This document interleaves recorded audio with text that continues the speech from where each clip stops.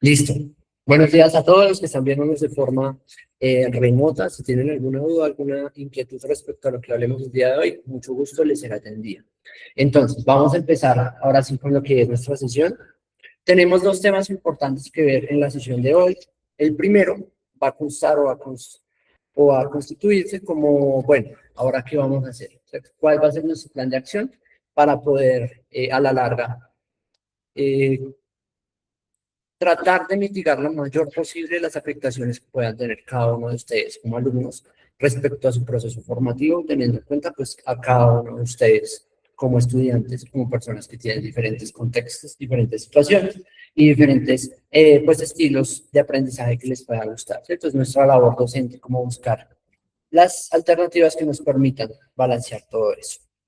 Y por otro lado, como les comenté en el correo la vez pasada, ya se nos están agotando los temas que se pueden ver en esta modalidad híbrida o virtual. Sin embargo, nos queda que como ustedes son el grupo 2, el que se ve después, el que ha tenido mayor afectación debido a que siempre las asambleas caen los miércoles o los viernes, tenemos como ese tema que nos falta de la gestión del conocimiento, que va a ser como el tema que abordaremos en la sesión de hoy. Antes de comenzar, vi algunos comentarios por el chat, pero me gustaría saber si hay alguien, o sea, hay muchas personas que tienen inconveniente con que veamos ese tema específico el día de hoy, porque pues es un tema que se puede ver en esta modalidad, que ustedes no lo han visto, pues por las diferentes circunstancias del paro, pero si hay alguien que esté en contra en que se dé la clase, pues, o bueno, más bien, si hay alguien que esté,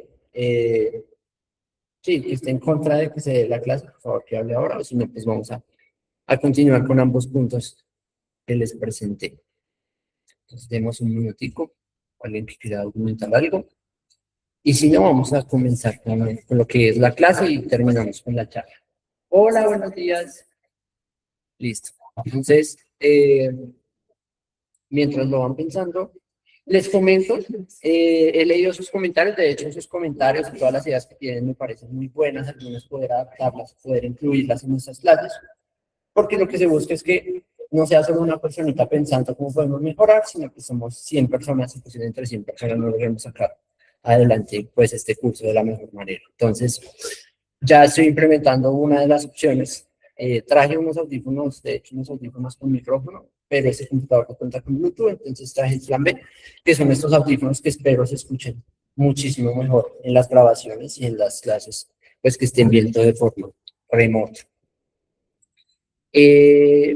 Bien, entonces, veo que no hay ningún inconveniente. Vamos a empezar con esta sesión de gestión del conocimiento, que es un tema bien importante que nos acontece respecto a nosotros o a nuestra labor como gestores, pero inclusive a nuestra labor como empresarios, como creadores de empresa, como emprendedores, para poder entender ciertos aspectos que pueden generar valor y que se constituyen como una ventaja competitiva dentro de las empresas, pues como tal, su manejo de forma adecuada y de forma eh, coherente, ¿cierto? Entonces, hoy tendré que amarrarme las manos porque estoy como amarrado a los audífonos, pero voy a tratar como de hacerlo más descriptivo para que puedan entender los dibujitos que voy a plasmarles acá en el, en el nicho. Entonces vamos a empezar nuestra clase. Por favor, me gustaría en virtual que por favor me manden un emoji, alguna carita, alguna cosa para saber que están presentes y saber que están como conectados,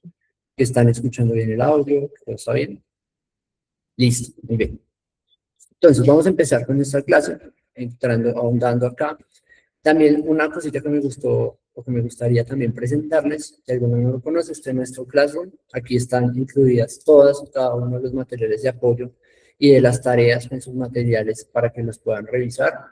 Estoy trabajando en gestionar estas herramientas de IA que me parecen una maravilla, casi irreal, pero pues toca también como gestionar los permisos para que funcionen de la mejor manera. También los invito a cacharrear este notebook LM, les sirve para todas sus asignaturas.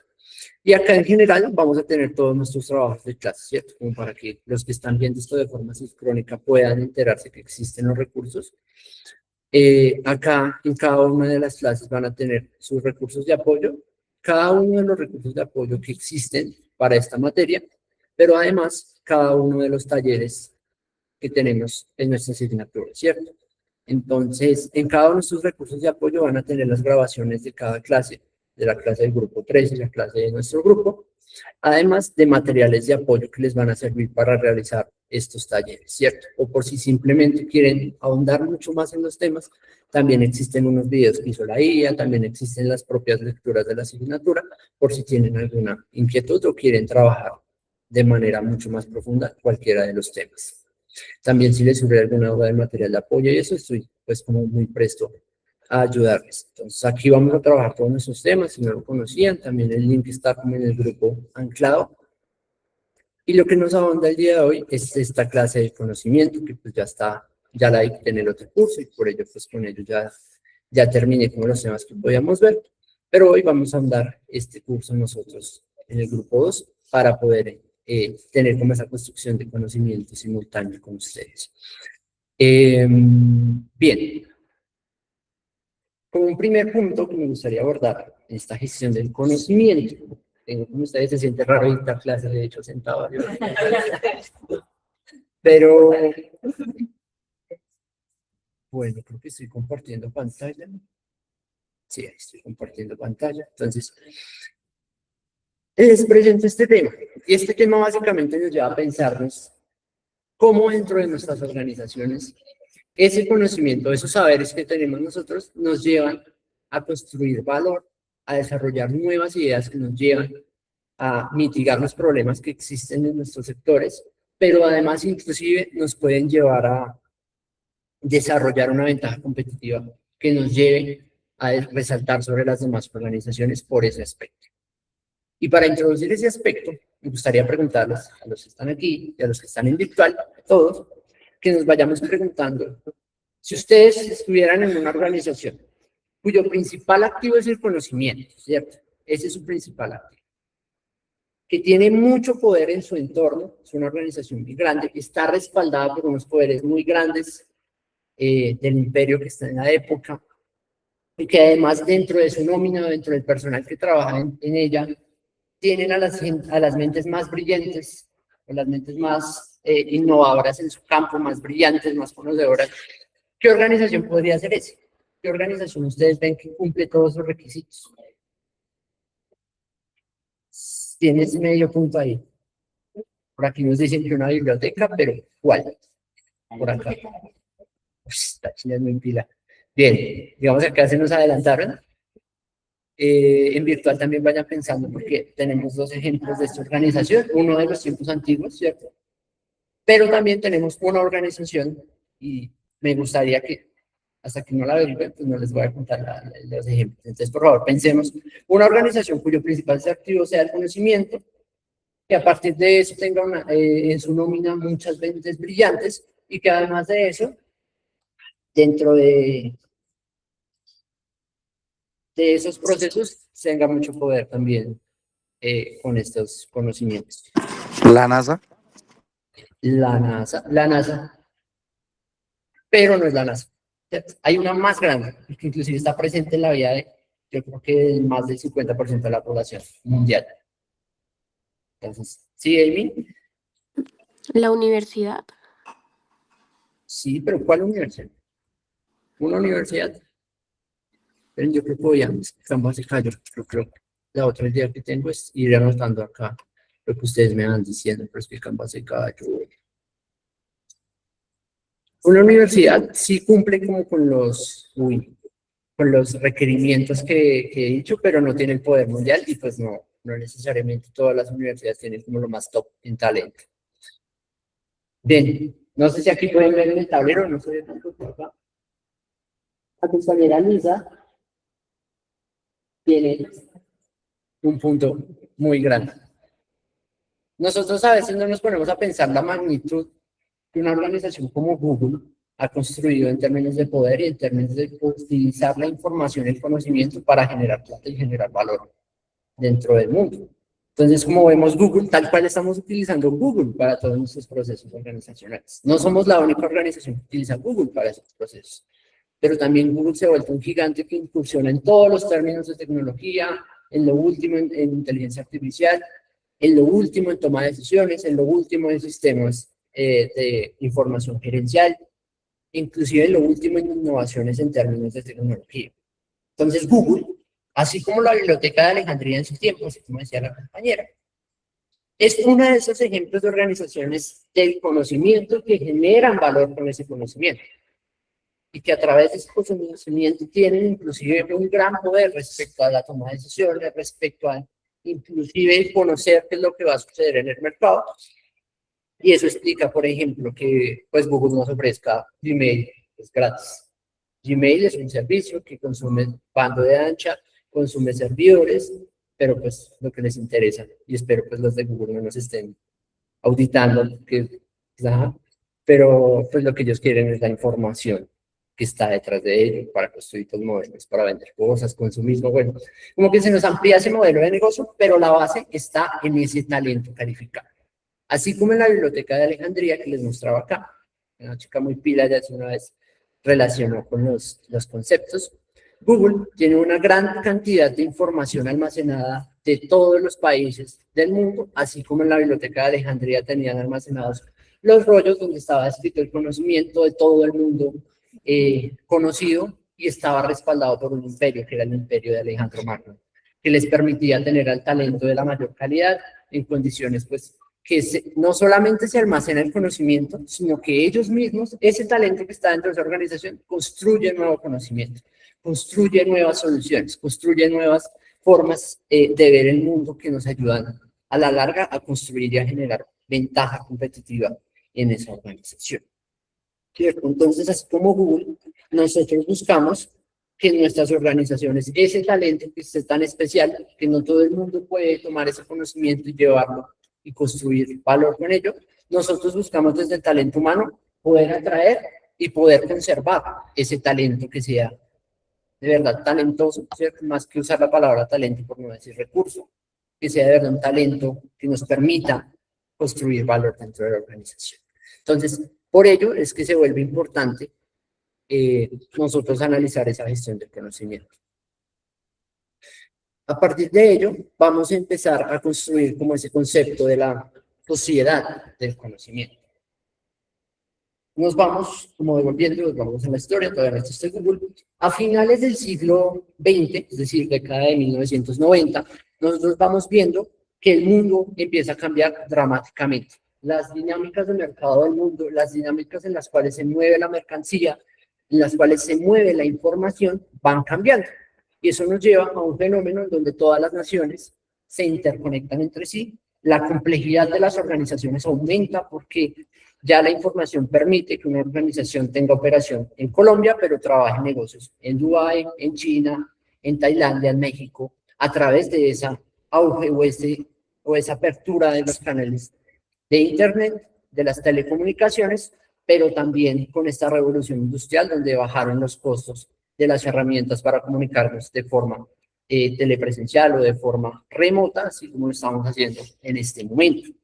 ¿Cierto? Eso por un lado. Y por el otro, con la desregulación de los mercados, la apertura de los países que estaban bajo una concepción de la economía proteccionista, todo esto se fue rompiendo con las dinámicas del nuevo modelo económico neoliberal, se van abriendo nuevos mercados y nuevos negocios. Es decir, se va complejizando mucho más todos los entornos, que antes lo macro era un país, ahora lo macro es todos los países y todo el mundo. En todo este contexto y en todo este auge de la tecnología digital, de la tecnología de las comunicaciones, tenemos que se empieza a conocer ese conocimiento o el que tiene y sabe utilizar ese conocimiento como un activo crítico dentro de las organizaciones. Entonces, a partir de allí, tenemos una ampliación o un crecimiento desde el valor de los activos a desde el valor de los activos tangibles, es decir, la empresa que tiene poder es, por ejemplo, Ford, que produce muchísimas camionetas al minuto y su ventaja competitiva es que puede producir gran cantidad de camionetas con grandes estándares, con grandes especificaciones, pero en un modo corto, ¿cierto? El activo especial está en la capacidad de producir cosas tangibles, cosas que se sienten. Sin embargo, con todo este auge de las tecnologías de la comunicación, de la economía de la atención, nos lleva a pensarnos este valor en las organizaciones como cosas intangibles, como las propias personas o los cerebros que están dentro de ese sistema o esa organización. Y es allí donde entra mucha más relevancia poder conservar ese talento y poder intentar nuevas formas para que la gente de verdad entienda ese trabajo como un satisfactor de necesidades positivo y que le permita desarrollar pues sus actividades. Y ahí es donde vemos un auge también en nuestras técnicas de employer branding, de gestión de marca, de gestión de bienestar en las empresas, con ese incentivo económico que pues tiene este sistema en el que vivimos, donde pues todo se tiene que justificar con un sentido económico. Es decir, que en esta sociedad del conocimiento que estamos actualmente, la frase del conocimiento es poder es muy válida y adquiere una dimensión literal de la palabra, donde las organizaciones que tienen ese conocimiento tienen un poder inmenso, ¿cierto? Y pues para nadie es sorpresa que no sé, que por ejemplo Google tenga un importante patrocinio, creo que está hablando, pero tenga un importante patrocinio del gobierno de Estados Unidos respecto a las acciones militares. Entonces, señores de Google, esto es una clase. Entonces, se convierte en un activo que de verdad le otorga poder a las organizaciones y se les convierte, si es bien manejado, en una ventaja que los lleva a resaltar sobre los demás. También pues tenemos el valor de los intangibles. Hoy vemos que las empresas que están más valoradas en el mercado son las empresas que justamente trabajan con estos valores intangibles. Empresas como Google, como Microsoft, como la propia, ahora se me olvidó el nombre, con la propia Tesla.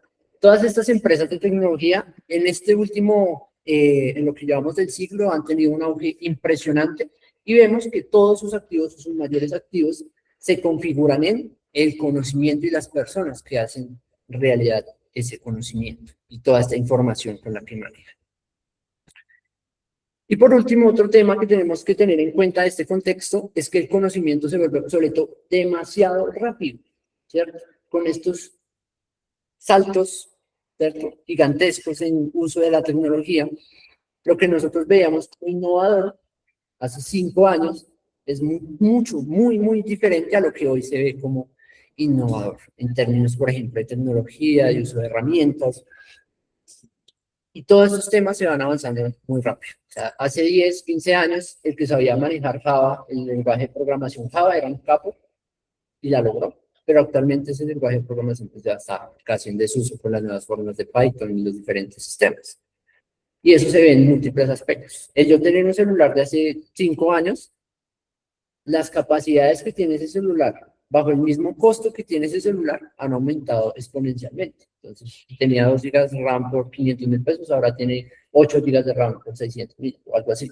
Entonces, se vuelve muy rápido ese avance respecto a la tecnología y respecto al conocimiento. Además de que ahora, con todo esto que les conté de que el mundo está interconectado, si por ejemplo ocurre una guerra al otro lado del mundo, inherentemente esa guerra o ese evento inesperado me va a afectar de una vez a mi entorno y ese conocimiento que yo tenía puede que cambie y puede que tengamos que adaptarnos a esas circunstancias. En todo este contexto, se nos vuelve protagonista esta nueva categoría de trabajador que les quiero presentar el día de hoy, el knowledge worker o el trabajador del conocimiento. Donde este trabajador se destaca es que su valor o su misionalidad dentro de la organización es usar su cerebro, sus conocimientos, sus habilidades, su creatividad y su capacidad de resolver problemas para poder realizar sus labores y realizar sus diferentes acciones recomendadas respecto a este trabajador del conocimiento. Entonces, el conocimiento es su mayor ventaja competitiva o su mayor ventaja respecto al mercado. Trabajadores del conocimiento existen múltiples tipos, están los trabajadores, por ejemplo, los programadores, pero también están los diseñadores, por ejemplo, de interfaces, pero también está inclusive los trabajos más clásicos que hemos visto, como por ejemplo yo, docente, soy un trabajador del conocimiento. Lo que yo les transmito a ustedes o lo que les busco construir en ustedes es esas capacidades de resolver problemas, de distinguir situaciones, de analizar problemas. Eso todo se configura en un trabajador del conocimiento. Y con todo esto nace la gestión del conocimiento, o si lo decimos en Gomelo, el knowledge management, ¿cierto? Entonces, a partir de allí tenemos este knowledge management como una herramienta o un tipo de gestión que nos ayuda a nosotros como organización a determinar qué sabemos, ¿cierto? Como aparece acá, qué sabemos, qué nos sirve de lo que sabemos, ¿cierto? Porque todo lo que sabemos no nos sirve. ¿Quién sabe lo que sabemos y qué nos sirve? ¿Y qué necesitamos saber? Porque sabemos que no lo sabemos. Así sería como un trabalenguas. Además, de dónde encuentro o en qué lugar puedo adquirir ese nuevo conocimiento que necesito aprender. Entonces, esta gestión del conocimiento se vuelve como ese proceso que nos va a permitir crear, adquirir, compartir y aplicar ese conocimiento. ¿Para qué? Para mejorar ese desempeño organizacional, que prácticamente se traduce en hacer las cosas mejor para obtener mejores ingresos para los accionistas, mejor bienestar para los empleados y agregar valor competitivo. Es decir, que mi empresa pueda destacar y pueda sobrevivir en estos entornos volátiles en los cuales estamos abarcando. A partir de allí, entonces, vamos a verlo de forma gráfica, la misma definición. Nosotros con esta gestión de desempeño, ¿qué queremos hacer? Reunir toda esa información. Reunir toda esa información, ¿cierto? En términos de... Sabemos que en este proceso ya determinamos qué necesitamos saber, qué no sabemos, qué nos gustaría saber, y vamos a encontrar ese conocimiento, ¿cierto? Si ese conocimiento existe en el mercado laboral, existe en algún sitio, lo podemos adquirir. Podemos contratar a la persona que sepa hacer ese procedimiento, que sepa hacer esos trámites, que sepa hacer esas cosas que necesitamos hacer. Si no, es nuestro deber desarrollar ese talento para poder no quedarnos atrás respecto a este auge o este cambio tan grande del conocimiento y la renovación del mismo. Además, requerimos, ya cuando tenemos eso, o los creamos o los adquirimos, ¿cierto? Como parte de ese proceso de reunirlos, necesitamos que ese empleado comparta esa información con su equipo de trabajo, con la organización en la que trabaja, para que realmente eso se pueda conservar dentro de la organización, no se nos pierda la inversión importante que hacemos aquí, que es una de las más importantes del área de recursos humanos, pero también la podamos aplicar en los diferentes procesos, ¿cierto? Entonces se convierte en un proceso que lleva desde reunir la información hasta llevarla a la vida real y aplicar todos estos saberes y conocimientos en procesos reales que nos llevan a construir esa ventaja estratégica, ¿cierto? Entonces recordemos que cada uno de los procesos que hacemos desde recursos humanos nos lleva a poner en práctica esa estrategia organizacional que estamos abarcando. Hasta ahí me gustaría tener feedback de ustedes que están en virtual, a quienes no les puedo ver las caritas de confusión, no les puedo ver como las caritas de sueño. Entonces me gustaría que pusieran algún emoji para saber cómo están, si están entendiendo el tema, si tienen alguna duda.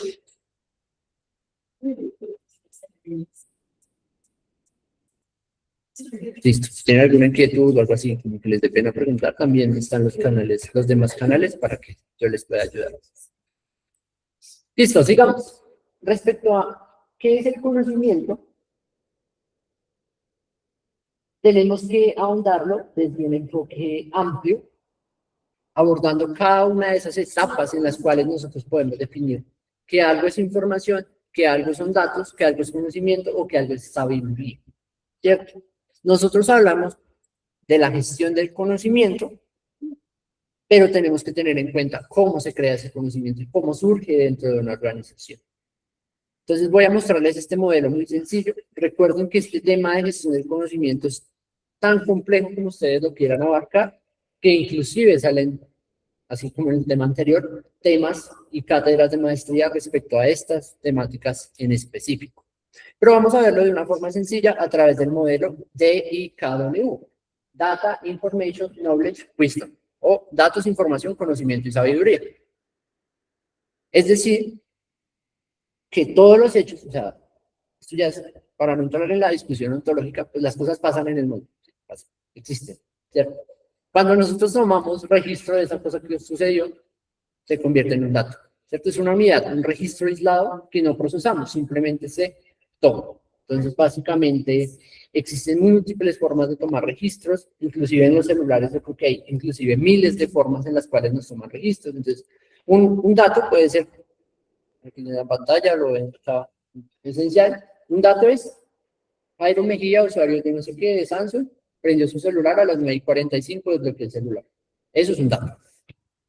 Si nosotros lo llevamos un poquito más allá y le agregamos contexto, categorías, relevancia respecto a una circunstancia, se nos vuelve información, ¿cierto? Lo podemos también ver como cuando nosotros organizamos esa información en una hoja de cálculo y lo volvemos y lo dotamos de contexto y qué significa cada una de las circunstancias. Entonces, ya no solamente Jairo Mejía a las 9:46 prendió el celular, sino Jairo Mejía prendió el celular para dar un ejemplo de cómo explicar la información. Y el modelo de IKW tiene un contexto, pero sin embargo eso todavía no es conocimiento. Además, cuando nosotros aplicamos todas esas experiencias pasadas que hemos tenido, toda esa información y esa experiencia y esas habilidades que nosotros hemos visto que funcionan para interactuar con este entorno complejo, y aplicamos eso de una forma que nos beneficie, se vuelve conocimiento, ¿cierto? Entonces, aquí ya se me acaba como el ejemplo del celular, ¿cierto? Pero les voy a mostrar otro ejemplo más interesante a continuación cuando termine. Es decir, pasamos de información que sucede, la registramos, le dotamos un contexto, unas circunstancias que la envuelven y le aplicamos todo lo que sabemos y conocemos del pasado para mejorar esas circunstancias o tomar alguna decisión. Para el último lugar, ya como nivel supremo que existe en este modelo, es como integrar todas esas experiencias, además con un juicio, una ética y una visión a largo plazo de lo que puede suceder, ¿cierto? Entonces esto nos incluye también una concepción de lo que está bien moralmente según mi organización, según yo mismo, también de qué es lo que o cuáles implicaciones más profundas pueden tomar esa decisión que yo tome respecto a lo que va a suceder en el futuro mediano y largo plazo, ¿cierto? Entonces nos lleva como a este nivel de sabiduría. Para que sea un poquito más consciente o cercano a este ejemplo, vamos a ver esta situación. Entonces está Carlos y María, están peleando porque Carlos le dio me gusta a una publicación de la ex. Y pues María lo vio en Instagram, porque Instagram es como todo chismoso en esos temas, ¿cierto? Uy, Carlos le dio como el like a María. Entonces, lo que hizo su pareja, digamos en este caso vamos a hacer Carlos. Lo que hizo su pareja fue, él trató de explicarle que era que estaban en un grupo donde ellos participaban y que pues a él le gusta ese tipo de temas, es su hobby, entonces que no se armen películas raras, que, pues, que ya lo tratamos mal. Bueno, se armó la discusión, pero ella simplemente le respondió, ok, a las 11:45 p.m., ¿cierto? Ese ok a las 11:45 p.m. es un dato. Si yo no les hubiera contado toda la información que les conté, es un dato, sin contexto. Pero como yo les conté, ese contexto es una información, ¿cierto? Yo les boté un chisme. ¿Una información? Sí. Es una respuesta corta, ¿cierto? Lo que podemos tener como información es una respuesta corta que le dio la pareja de Carlos respecto a esa circunstancia que pasó. Pero si lo llevamos al conocimiento, por experiencias pasadas, Carlos ya sabe que ese ok seco no es como que ya le ha hecho ok, sino es un ok como, ok, haga lo que quiera, ¿cierto? A mí no me explique nada, ¿no? ¿Cierto? Entonces él ya sabe que ese ok seco significa un conflicto no resuelto. Eso es conocimiento, él ya sabe eso, ya sabe que ese ok no es como un ok bien, no es lo que dice literalmente. Pero si lo llevamos a la sabiduría, él ya sabe que si se pone a llamarla para explicarle, para decirle, en ese momento específico, va a haber más problemas. Entonces, este caso se convierte en sabiduría porque él ya es sabio, él ya lo ha vivido, él sabe que lo éticamente correcto es aclarar las circunstancias de forma presencial, de hablar en persona, de discutir las circunstancias, de poner los puntos y los sentimientos que habían habido en el momento y se transfiere en sabiduría. Es decir, en esta circunstancia pequeña tenemos el recorrido del modelo de IKW o de datos a sabiduría, ¿cierto? Esto también se puede ver en cada uno de los procesos de la organización o de las empresas en las cuales vamos a estar inmersos, en donde pasamos de datos a, por ejemplo, o sea, hay muchísimos ejemplos en las organizaciones, pero, por ejemplo, un dato puede ser 100 gramos. Una información puede ser 100 gramos de pérdida en cada producto. Un conocimiento puede ser 100 gramos de pérdida en cada producto porque la máquina tiene una fuga en tal punto. Y una sabiduría es 100 gramos de pérdida no son, ¿cómo es? No son, por ejemplo, un daño grave o un daño relevante. Entonces, pues nosotros nos sale más caro de tener la máquina que arreglar esos 100 gramos de pérdida, por ejemplo, puede ser una sabiduría. Y así existen muchas, como por ejemplo la sabiduría de cuando trabajan virtual la gente pone una cuchara. Ahí creo que me habían enseñado eso. Cuando trabajan virtual, ustedes ponen una cuchara y ya no les penaliza el sistema de gestión de las labores. Pero no hagan eso, hagan eso. ¿Cierto? Entonces, a partir de allí, vamos a ver, bueno, Tacho, hasta ahí, ya saben que cuando tengan alguna inquietud, ustedes que están también viendo eso de remoto, pueden preguntar y pueden como ahondar en estos temas también con el material de apoyo. Vamos a entrar ahora a este tema que es bien interesante, que se relaciona con la mejora continua, pero también con la creación de nuevo conocimiento, pero también cómo nosotros incorporamos la cultura en esa nueva creación de conocimiento, que es la espiral de conocimiento de Nonaka y Takeuchi. Cuando uno está como analizando estos temas, cuando uno está haciendo tesis o está haciendo como trabajos investigativos, uno va viendo que existen autores que se repiten y que se vuelven como los autores seminales en estos temas. Y que uno los ve tal cual, como si uno dice, ay, ve, ahí está Leonardo DiCaprio apareció en esta película. Así tal cual uno lo empieza, así todo niño lo empieza a ver en los autores. Y estos Nonaka y Takeuchi son como los autores top en la gestión del conocimiento, los padres y los que siempre se citan en esos temas. Y vamos a abordar su enfoque que está presente en el Knowledge Recruiting Company, ¿cierto? Que es un libro que ellos presentaron y que es como el top de ellos. En el cual vamos a ver que a través de un círculo virtuoso o una espiral, vamos a ir pasando por cada una de las etapas en las cuales nosotros vamos compartiendo, obteniendo, vamos a empezar con todo este ciclo que les expliqué más arriba, de reunir, compartir y aplicar ese conocimiento en un círculo virtuoso que nunca se detiene y va creciendo el poder que tiene esa organización. Entonces, en esta espiral de conocimiento tenemos 4 etapas que las vamos a explicar, en las cuales pasamos de esos conocimientos tácitos a conocimientos explícitos. Pero antes de ello, debemos entender cuáles son las diferencias entre esos dos conceptos. Un conocimiento tácito lo podemos entender como toda esta serie de vivencias, trucos, técnicas propios de la persona, que inclusive la persona desconoce que tiene esas vivencias, tiene esos conocimientos, que es algo que le surge desde su propio interior, que es algo que inclusive no puede materializar en palabras, ¿cierto? Entonces se vuelven y son difíciles de codificar de una forma sencilla, como decirle, anótelo que usted sabe de cómo hacer pan. Pero es que la persona que está, por ejemplo, realizando un pan, tiene muchas técnicas y muchos truquillos que ha aprendido a lo largo de su experiencia laboral. Entonces, por ejemplo, sabe que hay que echarle, no sé, un chorrito de agua después de que salga del horno, porque así pues tiene una mayor esponjosidad o tiene una mayor crocancia al pan. Sabe que de pronto en su puesto de trabajo tiene que trabajar con algunas compañeras donde, no sé, son tal vez reacias a cooperar con él, y entonces él sabe que debe, no sé, que debe tratarlas de alguna forma en especial para que les hagan el favor, o hay unos procesos que se sabe que necesitan de una cierta, por ejemplo, les pongo el caso, por ejemplo, en un proceso de ventas hay muchos conocimientos tácitos que los vendedores tienen, como por ejemplo que la hora del día puede afectar, que el clima puede afectar, que tan abierto sea una negociación un cliente, que inclusive hay personas que, aunque ustedes vean una venta B2B o de empresa a empresa, siempre la persona que es la otra empresa es una persona. Entonces, por ejemplo, se ha visto que en muchas técnicas de negociación, entonces que los llevan a comer, que los llevan, que les dan regalos, que les dan diferentes, o sea, hasta un dulce que le dé a la persona puede que inclusive incida. Y esas técnicas, esas manitas que conoce la persona, son las que son ese conocimiento tácito y está dentro de ellos. O cosas mucho más informales, como cuando llegas en la inducción en una empresa y te dicen, allá en la bodega 3, ahí hay un rinconcito donde hay como una camita donde uno puede dormir y no hay cámaras. Eso es conocimiento tácito, que no debería transmitirse, que es algo que está contra las reglas, pero también es conocimiento tácito, como esos truquillos. Lo más importante, o sea, para mí es más importante la tácito, evidencias personales de analista de juegos. Y la empresa,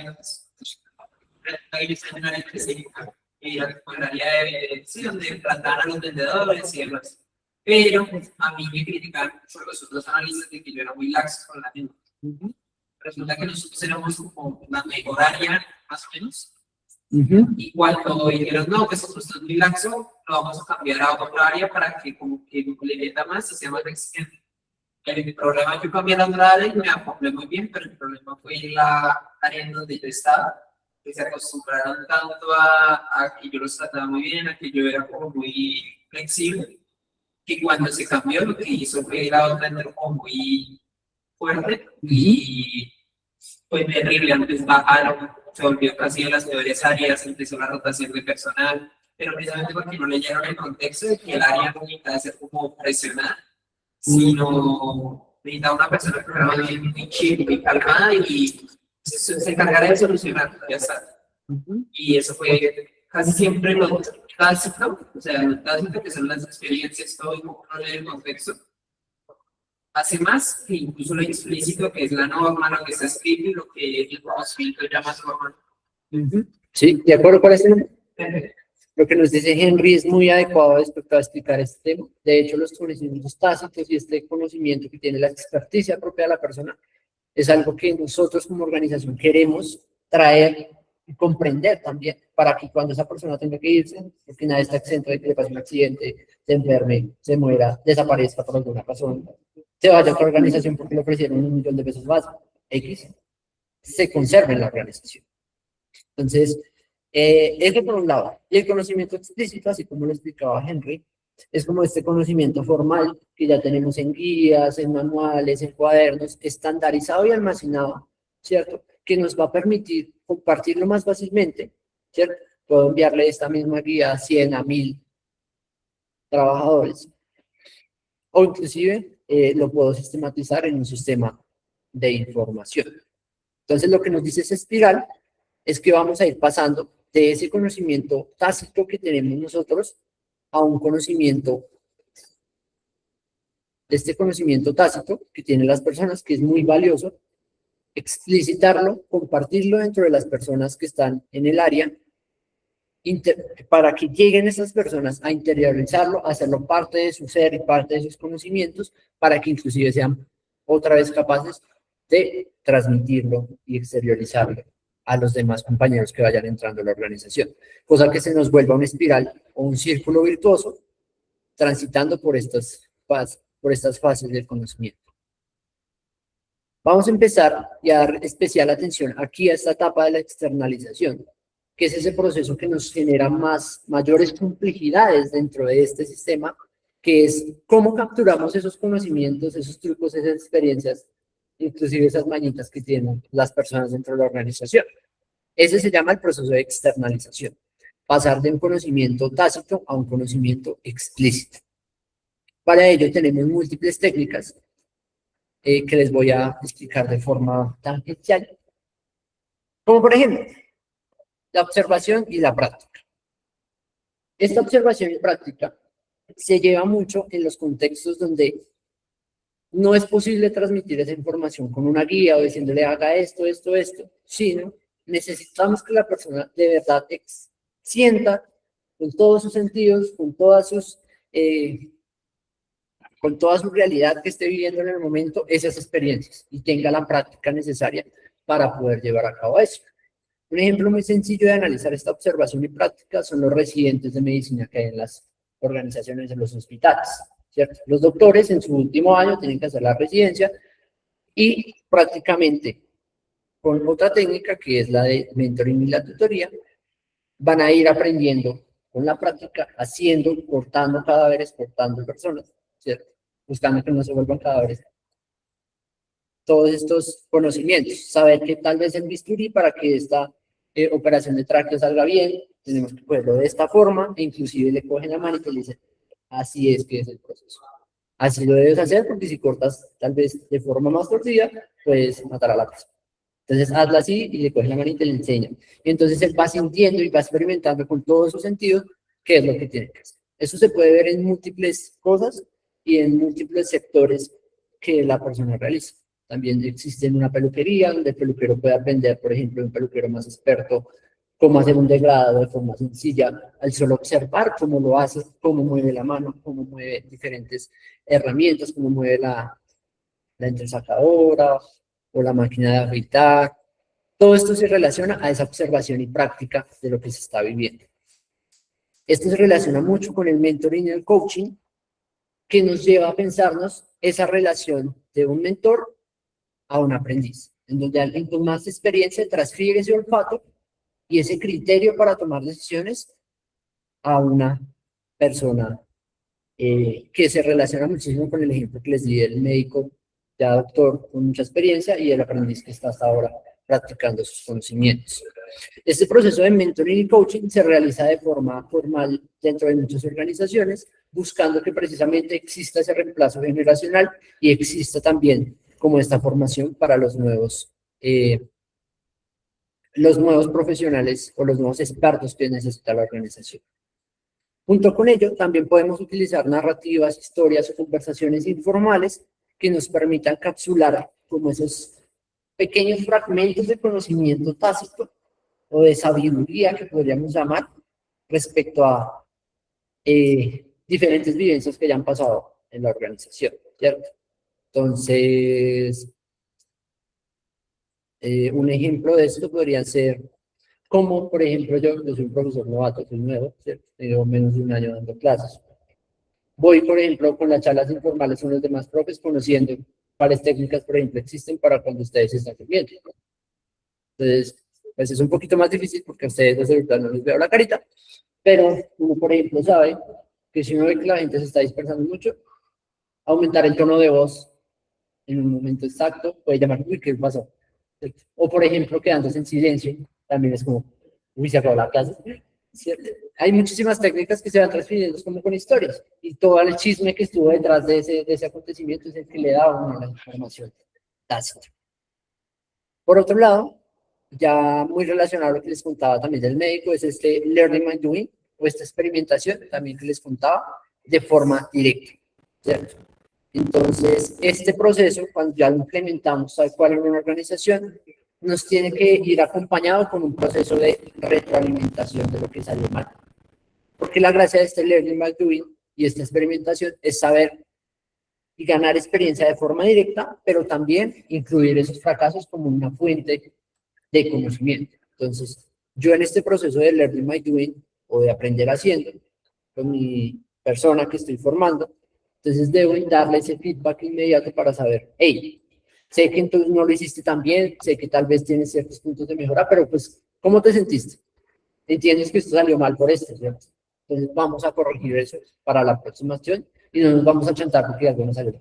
Porque muchas veces la motivación se resiente en diferentes perfiles de personalidad por ese aspecto. Y así existirán muchas, o sea, el cielo es el límite, esas son como las más usadas, de cómo pasar de tácito a explícito. Después, en estas no me voy a detener tanto porque son un poquito más fáciles de entender en cómo pasamos o combinamos ese conocimiento que ya se aprendió explícito y lo transmitimos a toda la organización. ¿Cómo compartimos ese conocimiento? Es el segundo paso. Lo podemos compartir a través de formación, es decir, cursos, diferentes momentos de monitoreo o de acompañamiento con los empleados, capacitaciones y procesos de formación, manuales y guías operativas que nos pueden llevar a compartir esa información. Y todo buscando que la información explícita quede dentro de la organización en múltiples cabezas y en múltiples personas. Y es donde entra el siguiente proceso, que es tal cual aquí es como si diéramos una cátedra, como en este curso se da la parte teórica, y en la parte de internalizar todos estos conocimientos, se hace normalmente en la práctica diaria y en lo que ustedes van mirando, cómo pueden incluir esos conocimientos en su práctica diaria, hasta que ya es natural, inclusive no piensan en la técnica o en los conocimientos que tienen para hacerlo.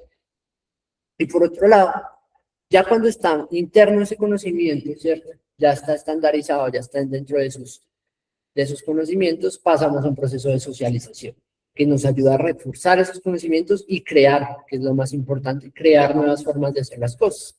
Entonces, para ello, nosotros como organización no podemos como forzar a las personas como, hey, creen conocimiento, ¿cierto? Sino que nosotros les damos los diferentes insumos como tener cafeterías, tener espacios de esparcimiento donde la gente hable relajada, no sea solo como en un cronograma de reuniones, hacer actividades de grupo, e inclusive bien importante lo que les hablaba de la mentoría, también puede ser usada en estos procesos. Pues de cara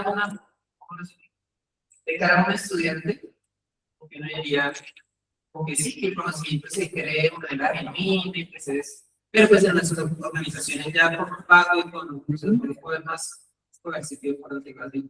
Siento que crear un conocimiento debe ser también parte del trabajo, ¿no? O sea, debe ser parte del contrato y debe ser parte de eso. Ya que no solo lo que se haga sea el simple hecho de trabajar, sino también todo lo que se apropie dentro del trabajo, pues también debe ser parte. Ujú. De hecho, en una empresa donde yo estuve, era, por decirlo así, estaba el trabajo que uno hacía, pero aparte le daban como 3 horas a la semana libres para que uno dejara documentado lo que hiciera todo lo que uno creía como proyecto que estaría bien. Pero realmente era medianamente pequeño. De hecho, no pudo durar mucho tiempo por la universidad, pero lo que hacían era como que te dejaban a ti, te decían crea un proyecto para mejorar algo. Por ejemplo, nosotros éramos los que nos encargábamos de distribuir los tweets de toda la empresa, como que formar un algoritmo o código o aprender una herramienta que precisamente ayudara a eso. Siento que si a futuro nosotros como profesionales nos enfocamos más no solo al trabajo, sino a también crear conocimiento dentro de la empresa, pero también a introducir conocimiento en lo que sería lo más. Ujú. Sí, totalmente de acuerdo. De hecho, te adelantas a un tema que vamos a ver en desarrollo. Y es que esto toca formalizar, ¿cierto? El proceso de socialización está bien, pero también dentro de este proceso y el espiral es bueno que se estandarice y se dé la relevancia, por ejemplo, a los trabajadores de que esos espacios que tienen de 3 horas de verdad van a funcionar como un espacio de innovación y no va a ser solamente como un requisito, un requerimiento mandatorio, que no tengo que presentar una propuesta y que fastidio andar corriendo con la propuesta, sino que sea de verdad, hey, tú sabes cosas, tú tienes potencialidad para que, para que esas ideas se conviertan en algo positivo, en algo creativo, nos das esas ideas y nosotros las implementamos. Entonces eso se complejiza más, como lo vamos a ver, en la cultura que tenga la organización, en que de verdad esas ideas que está proponiendo el equipo se lleven a la realidad o por lo menos se aborden y se vea la viabilización de esas ideas y no se hace como un saludo a la bandera. Porque eso pasa en muchas organizaciones, se vuelve un requisito mandatorio que no construye valor. Pero muy bien ese aporte porque también hay que formalizarlo, además de tener los espacios y la cultura que permita la charla y el diálogo respecto al nuevo conocimiento. Bien, me gusta que participen también en virtual si quieren abrir el micrófono en cualquier momento. Muy bien, están muy bien. Aquí los escucharemos. Bien, teniendo en cuenta eso, vemos que el conocimiento no es algo que se cree o se pueda transmitir como el que conecta un celular a un computador y transfiere una serie de imágenes o de información, sino que es un proceso social que requiere la interacción entre diferentes actores y entre diferentes personas y entre diferentes experiencias que tienen las personas. Tenemos que tener en cuenta que el corazón de este proceso es precisamente poder materializar esas ideas en innovaciones, o lo que llamamos el proceso de externalizar todas esas ideas tácitas y poder compartirlas y generar este círculo virtuoso, y que nuestra misión como gestores, ya cuando tengamos una organización en nuestras manos mucho más grande, es mantener ese espiral corriendo y poder integrar los procesos de capacitación, que son uno de los más costosos dentro de la organización, en que esa espiral no se detenga y que de verdad esa inversión se materialice en mayores rendimientos para la empresa. Siendo así, vemos que es un proceso que lo podemos simplificar empezamos explotando, transfiriendo todo ese conocimiento que adquirimos, lo sistematizamos y lo volvemos parte de la empresa. Luego lo abarcamos dentro de la organización, es decir, lo buscamos que se conserve y se vuelva parte de las personas. Y por último, buscamos que esas personas en sus interrelaciones, inclusive en las labores, así como decía el compañero, de que se les asigne dentro de sus labores, busca innovar y crear ese nuevo conocimiento.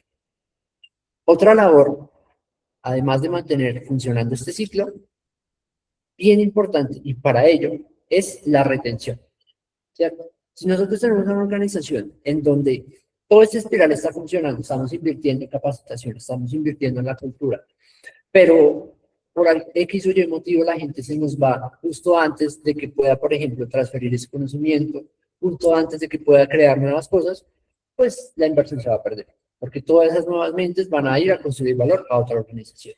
Y debemos hacer todas las tácticas que nosotros vamos a ver a lo largo del curso, que nos permitan retener el talento y que la organización sea atractiva no solamente por un pago, porque el pago es una ventaja que no es competitiva.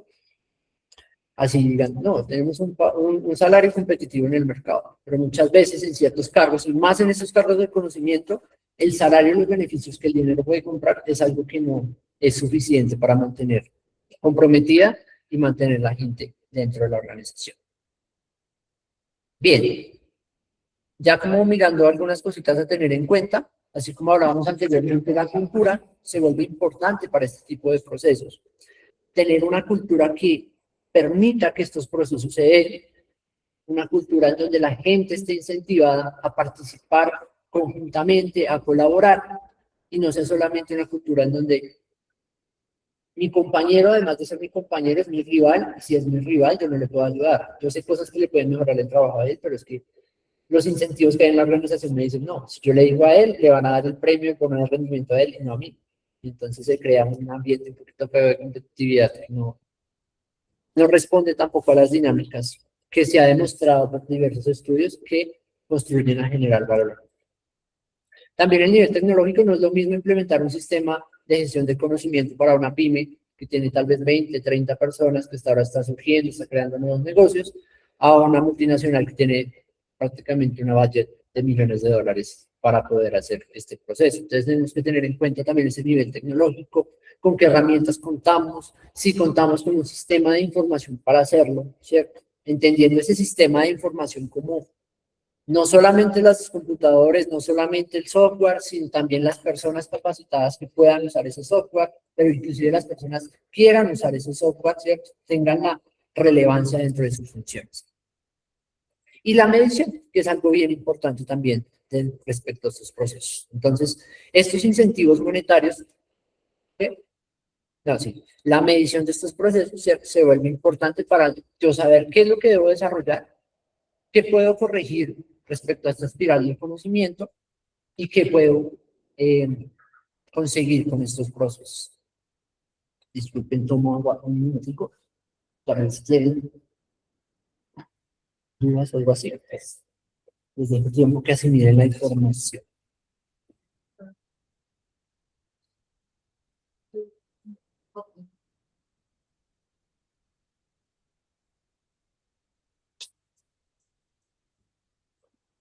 Bien, por favor, todos los que están en virtual, alcen la manito para saber qué tanto estamos conectados.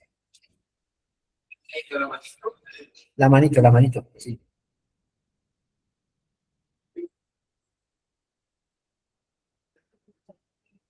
Bien, 5, 6. Esto es como un medidor de qué tanto engagement hay en la clase, qué tantos personajes ya dormí, ¿cierto?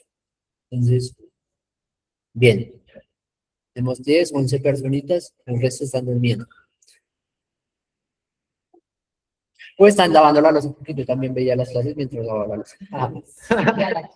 Pero es eso, está muy bien. Lo importante es que si les surge alguna duda o algo así, pues tengamos la oportunidad de resolver. También, bien importante también para todos, cuando se sientan, que muchas veces yo llego a emocionarme con el tema y pues como ya lo tengo interiorizado, está así, pues muchas veces puede que yo les explique muy rápido y ustedes digan, uy, espere. ¿Cierto? Entonces en esos momentos les invito como, profe, cálmalo, despacio, que a veces me puedo emocionar en el tema y pues no me doy cuenta de la velocidad del tiempo, ¿cierto? Que pues según una vez en el tiempo es relativo y eso me pasa en esos momentos. Entonces, ya podemos bajar las manitos. Muchas gracias por su participación y vamos a seguir con lo que nos falta, que es, creo que es muy poquito, pero son como ya técnicas específicas para poder gestionar ese conocimiento, ¿cierto? La primera, o una acción, una técnica que podemos desarrollar es, y hace parte de ese primer proceso de saber o de conocer qué es lo que estamos necesitando en términos de nuevas habilidades, nuevo conocimiento en la empresa. Este proceso lo podemos llamar una auditoría de conocimientos. Básicamente, esta auditoría de conocimientos busca tres cositas: identificar, mapear y evaluar el conocimiento crítico que existe en la organización y que debería existir. Entonces, en un primer lugar, buscamos hacer ese inventario de conocimiento, saber dentro de cada una de las áreas qué es lo que sabe la gente, ¿cierto? En términos de esas habilidades específicas. Para después, ya que la identificamos en cada una de las áreas, marcar en cuál de las áreas existe o no existe ese conocimiento y evaluar en qué profundidad existe ese conocimiento y esa información. Es decir, nosotros hacemos una lista, por así decirlo, de esos conocimientos que requiere la organización, evaluamos qué tan desarrollados están en cada una de las áreas y identificamos así las brechas que debemos cerrar con nuestros procesos de formación, de contratación y de sucesión dentro de la empresa. Es decir, esto se puede hacer inclusive dentro de las pequeñas empresas y es, por ejemplo, en mi equipo de ventas, somos una empresa nueva, el equipo de ventas es mi primo y su esposa, pero ellos no saben vender. Es decir, identificamos que para vender se necesitan técnicas de venta en ese proyecto específico, pero ellos no saben vender. Entonces, hacemos el inventario. Necesitamos técnicas de ventas para este equipo nuevo. Vemos que tienen ciertas, por ejemplo, habilidades ya natas, como que saben hablar bien en público, no les da pena tal vez entablar una nueva conversación, pero pues no tienen desarrollado eso. Entonces, nuestra misión será buscar de qué forma podemos cerrar esa brecha, si contratando tal vez un vendedor experto que les acompañe en ese proceso, o si les pagamos un curso, o tal vez si ellos mismos van viendo cómo adquirimos ese conocimiento, ¿cierto? Eso mismo pasa tanto en pequeñas como en grandes, se puede realizar esa auditoría del conocimiento. Ya después de que tenemos los requerimientos de qué es lo que nos falta, también tenemos que tener en cuenta que debemos captar y transferir ese conocimiento crítico para que no nos falte más, es decir, para que no se nos empeore la situación. Y es preguntarnos, ¿cómo hacemos para evitar que ese conocimiento que tenemos actualmente se pierda? Y eso lo hacemos a través de múltiples estrategias, como las que les contaba del mentor y el tutoring, que es básicamente emparejar empleados veteranos, como les contaba, con nuevos empleados. Eso lo podemos ver en un ejemplo claro, acá en la universidad. Yo soy un profesor chiquito y la profesora Diana Forero es como mi tutor. Y a ella yo le pregunto todas las cosas que pasan, todas las inquietudes que tenga respecto a cómo dar las clases, a los temas y eso. Y a partir de allí se va construyendo una nueva generación de profesores, porque pues va a llegar el momento en que esos profesores sabios ya no les va a dar el cerebro, ya no les va a dar la voz tampoco para entablar conversaciones con la gente, y ya van a tener que jubilarse en algún momento, ya sea por fuera, que se vayan de la organización. Eso pasa en todas las empresas también. Otro programa bien importante son los programas de sucesión, y eso lo vamos a ver en la clase de desarrollo también. Cómo nosotros identificamos y, por así decirlo, amarramos ese talento para que no se nos vaya de la organización. Entonces vamos a hacer nosotros un plan de sucesión donde tenemos a unas personas que nuestros jefes, nuestros coordinadores dentro de las áreas identificaron como un talento importante. ¿Cómo nosotros logramos amarrar ese talento y decirle, hey, tú tienes mucho potencial en este campo, podemos trabajar contigo y ir construyendo y dándoles como más responsabilidades, ¿cierto? Como ir cateando ese programa y dándoles también la expectativa de ellos de que con ese proceso van a poder ascender y van a poder ir creciendo dentro de la organización.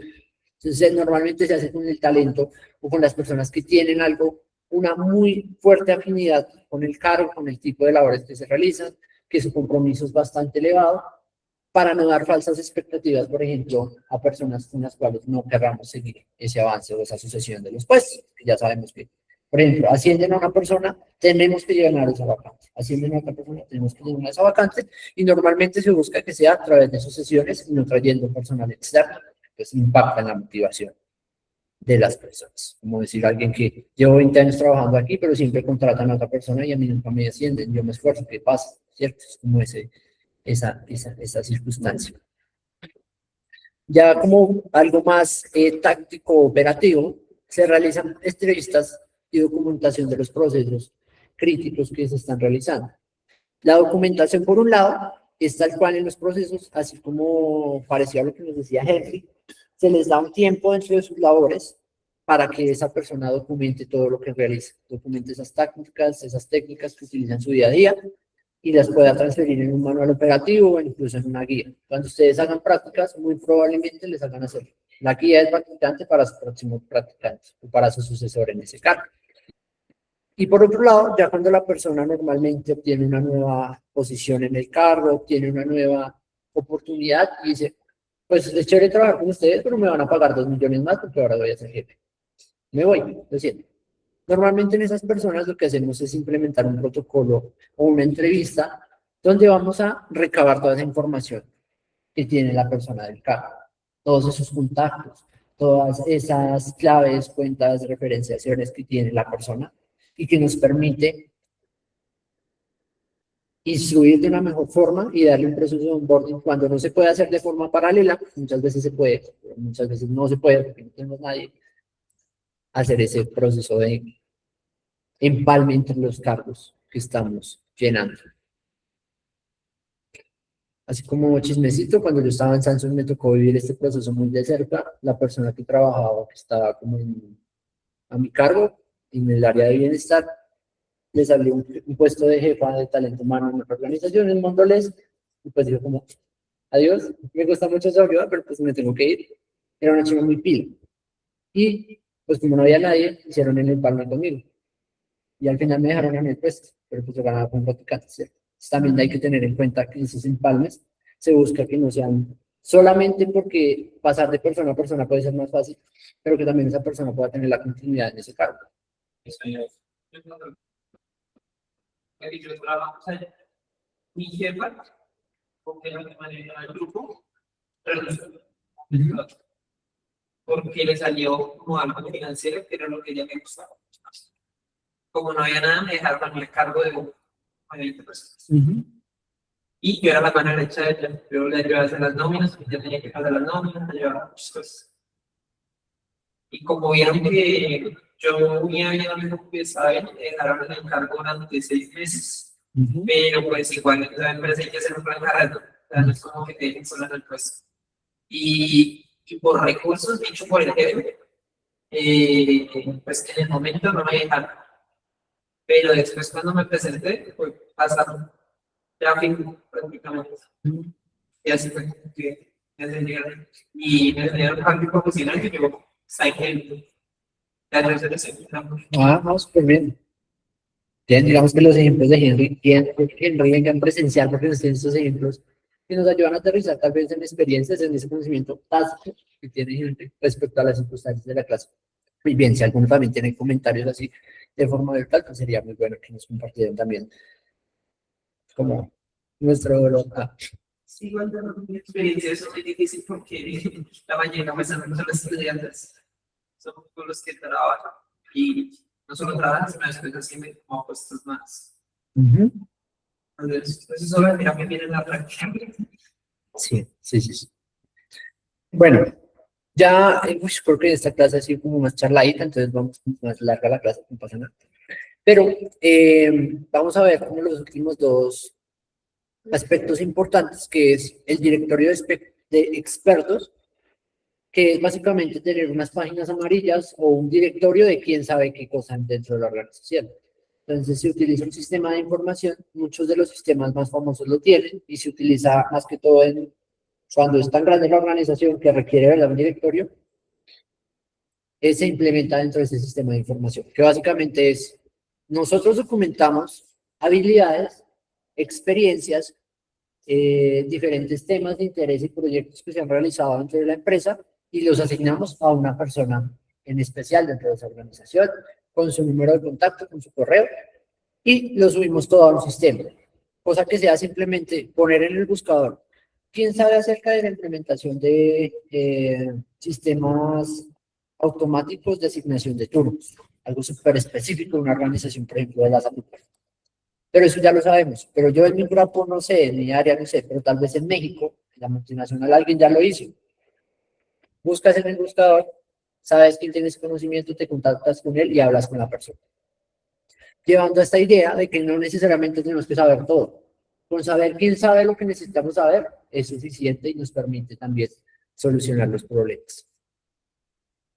Y por último, muy relacionado a estos procesos de mejora continua, tenemos la retroalimentación y esta idea o esta filosofía de que siempre debemos mejorar estos procesos de trabajo, ¿cierto? Que nunca tenemos como la versión definitiva, porque el entorno va cambiando y las circunstancias del entorno van cambiando. Entonces, es imposible tener como la organización perfecta. Y a partir de ello, empezamos con estos procesos de reflexión y de autorretroalimentación que nos permiten en los equipos identificar qué hicimos mal a partir de ese sentimiento que todo el mundo vamos a tener de, uy, no debía hacer eso, como, uy, la embarré, eso no lo había dicho, ¿cierto? ¿Cómo hacemos para que eso no suceda? Es construir valor a partir de esas correcciones. Tenemos 3 herramientas en donde básicamente todas buscan lo mismo. Una son estas After Action Reviews, que básicamente es corregir en caliente. Es decir, justo después de que ocurre el error, decir, hey, la estás embarrando, corrige. ¿Cierto? Eso se puede ver tal cual en la acción. Por ejemplo, en una fábrica de maderas puede existir en el proceso de corte de los tablones que la persona o el supervisor vea que se está, no sé cómo ilustrarlo acá en virtual, pero se está como manipulando mal la sierra y que en cualquier momento la persona se puede quitar un dedo. No vamos a esperar a que la persona se quite un dedo. El supervisor inmediatamente debe dar un llamado de atención y decir, hey, oye, te puedes cortar la mano, tenemos que hacer así, esta es la técnica, úsala así. Es una corrección en caliente. Pero también se puede ver en un equipo de ventas o en un equipo, por ejemplo, inclusive un equipo creativo, que cuando termine el concierto, cuando termine el performance, cuando termine la jornada de ventas, se reúnen 5 minutitos. Hey, hicimos esto bien, funcionó esta técnica de ventas, esta no funcionó, funcionó esta técnica de canto, de actuación, lo que sea. Esto funcionó, esto no nos funcionó. A la próxima hagamos esto a ver qué pasa, o hagamos esto para solucionar ese problema. Todo respecto a la acción inmediata. ¿Esto por qué? Porque el proceso de feedback, y eso también tenemos una clase de feedback, tiene que ser inmediato respecto a la acción y oportuno respecto a la importancia de esa tarea. Para que el cerebro haga la conexión mental entre, hice esto que hice está mal, debo mejorarlo. Y que no sea como, ay, sí, la semana pasada. Pues eso lo vamos a ver, ¿no? Pero pues como que te llega un regaño de algo que hiciste hace un mes, pues es como, uy, ay, yo hice eso. Eso estaba mal, ¿cierto? Es como, y así. Lecciones aprendidas es lo mismo, pero entonces ya se llevan en periodos constantes y normalmente se documenta y se formaliza ya para que en futuros equipos, en 10 años, donde ya no esté nadie de los que estaban, se pueda obtener esa información. Y por último, ya de forma grande dentro de la organización se pueden crear círculos o grupos de mejora de calidad, donde se incluye un representante a este comité de cada una de las áreas productivas, de gestión de logística, y se busca que ellos tengan como una reunión de decir, hey, estamos haciendo esto bien, pero podemos mejorar en esto, comuniquen a sus áreas y hagamos un plan de acción. Listo. Digamos que acá en las estrategias de conocimiento no voy a entrar tanto para que tengamos tiempo de hacer la siguiente parte, pero básicamente es una forma de ver, o un estándar, un paradigma que puede adoptar una organización, de ver cómo nosotros manejamos ese conocimiento. Si lo manejamos de una forma codificadora o explotadora, o si por otro lado lo hacemos de una forma personalizada y exploradora. Entonces, básicamente, estas técnicas son como estrategias, por así decirlo, básicas o estándar, y se pueden adaptar a lo que requiera la organización. Entonces, como para que tengan la idea, sin embargo, esto tal vez lo ahondemos cuando volvamos a nuestro repaso en la normalidad, va a ser que mientras que una busca la estandarización, que todo salga igual, así como lo que veamos en las empresas mecánicas, la otra busca nuevas ideas, crear conocimiento, crear nuevas soluciones. Siendo así, Acá podemos ver el resumen, que la codificación es algo explícito, algo que se busca que esté en bases de datos, que se pueda consultar, mientras que en la otra se busca dar ese contacto directo, que se transmita la información, que se hable más, que no haya tantas dependencias en un sistema, sino que la gente construya esas habilidades y esas formas de trabajo, ¿cierto? Entonces, normalmente una empresa toma un enfoque de esos y podemos analizar a las empresas en su modelo de gestión del conocimiento con alguna de esas dos, ¿cierto? Es como utiliza un enfoque de codificación con rasgos de personalización en ciertas áreas, como lo veíamos, por ejemplo, en innovación, en desarrollo de producto, pueden tener un enfoque más de personalización, mientras que codificación en producción y en finanzas y en todas las áreas donde todo tiene que salir bien y de la misma manera siempre. Listo. Esta clase, nuestra charladita sería más larga de lo que pensaba, pero sin embargo, creo que fue beneficioso tener esta charla de esta forma. Raro, si se está apenas como usando el After Review Action, la forma de calificación. Raro la clase sentado, o sea, como me siento reprimido, pero espero se haya escuchado. Bien, ¿tienen preguntas, dudas respecto a algún aspecto del curso? Bien, sin embargo, también les dejo, junto con la presentación que ya está cargada en el sistema, les dejo acá la lectura, que se supone que está vinculada con todo este tema, pero también, algo bien importante, estoy trabajando en este ejemplo de Google para que podamos utilizarlo como una herramienta de apoyo, ¿cierto? Pero eso está en tacho, todavía no está listo. Bien, ahora vamos a entrar en el tema que nos acontece el día de hoy, ¿cierto?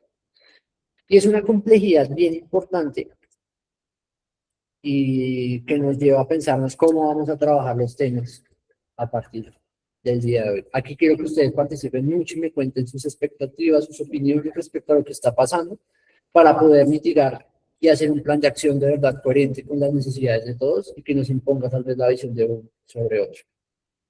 Entonces, para empezar, un poco de contexto, creo que ya todos hemos visto ciertas noticias.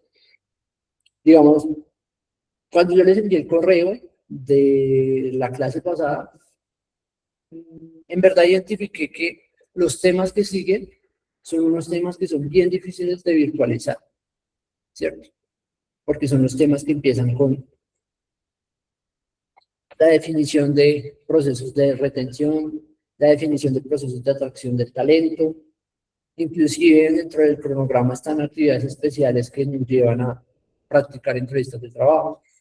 Pues hacer esos temas se vuelve inclusive hacen borroso de forma virtual o de forma híbrida, ¿cierto? Por las diferentes limitaciones que tiene el modelo virtual. Eso por un lado. Por el otro lado del contexto, ya con esto agotaríamos unos temas que considero que se pueden ver virtual, pero también estoy consciente, no sé si aquí están, tenemos dos casos especiales en cada uno de los grupos y es personas que se tienen que ir del país, que pues son foráneas de país. Entonces, no sé si aquí están presentes las personitas, creo que las de aquí son de Perú, que nos acompañan, porque ellas, pues tenemos esa complejidad, que ellas no pueden esperar a que termine el paro, pues ya se van. Y pues mi deber, y yo estuve inclusive ahorita en una reunión con el profe Mejía, que es como el jefe, el nuevo jefe que tengo yo, y es con ellas, pues obviamente tenemos que brindarles lo que ustedes les prometimos en un principio cuando hicieron el intercambio. Es decir, es mi deber a ustedes ofrecerles la experiencia completa, ¿cierto? No solamente como una parte de la experiencia, porque pues somos la Universidad Nacional de Colombia, nos reconocemos con una calidad y una excelencia y pues no podemos simplemente ignorarlos a ustedes, porque pues ya no sería el caso.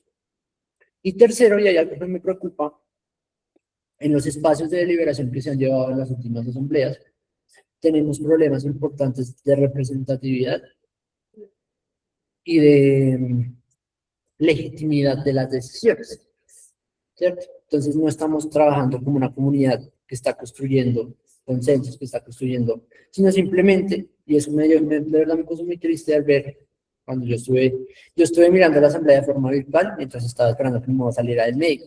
Estamos en una cita. Primero no tuvimos participación, es decir, habían como 60 personas en el auditorio, creo que inclusive en mis clases, cuando veíamos presencial en el auditorio, había más gente, ¿cierto? Y no se le dio palabra tampoco a las personas de virtual. Eso, pues, es un problema que tenemos de representación de los pensamientos y de las actitudes de las personas. Pero de legitimidad también, porque la toma de decisiones que se ha dado en estos espacios lamentablemente no ha sido la correcta. No se está tomando una decisión, entendiendo el proceso de toma de decisiones estratégicas como algo en donde evaluamos cuáles son los impactos de tomar una decisión, evaluamos los trade-offs, quién pierde, quién gana, cuáles son los impactos, y a partir de ahí construimos una solución.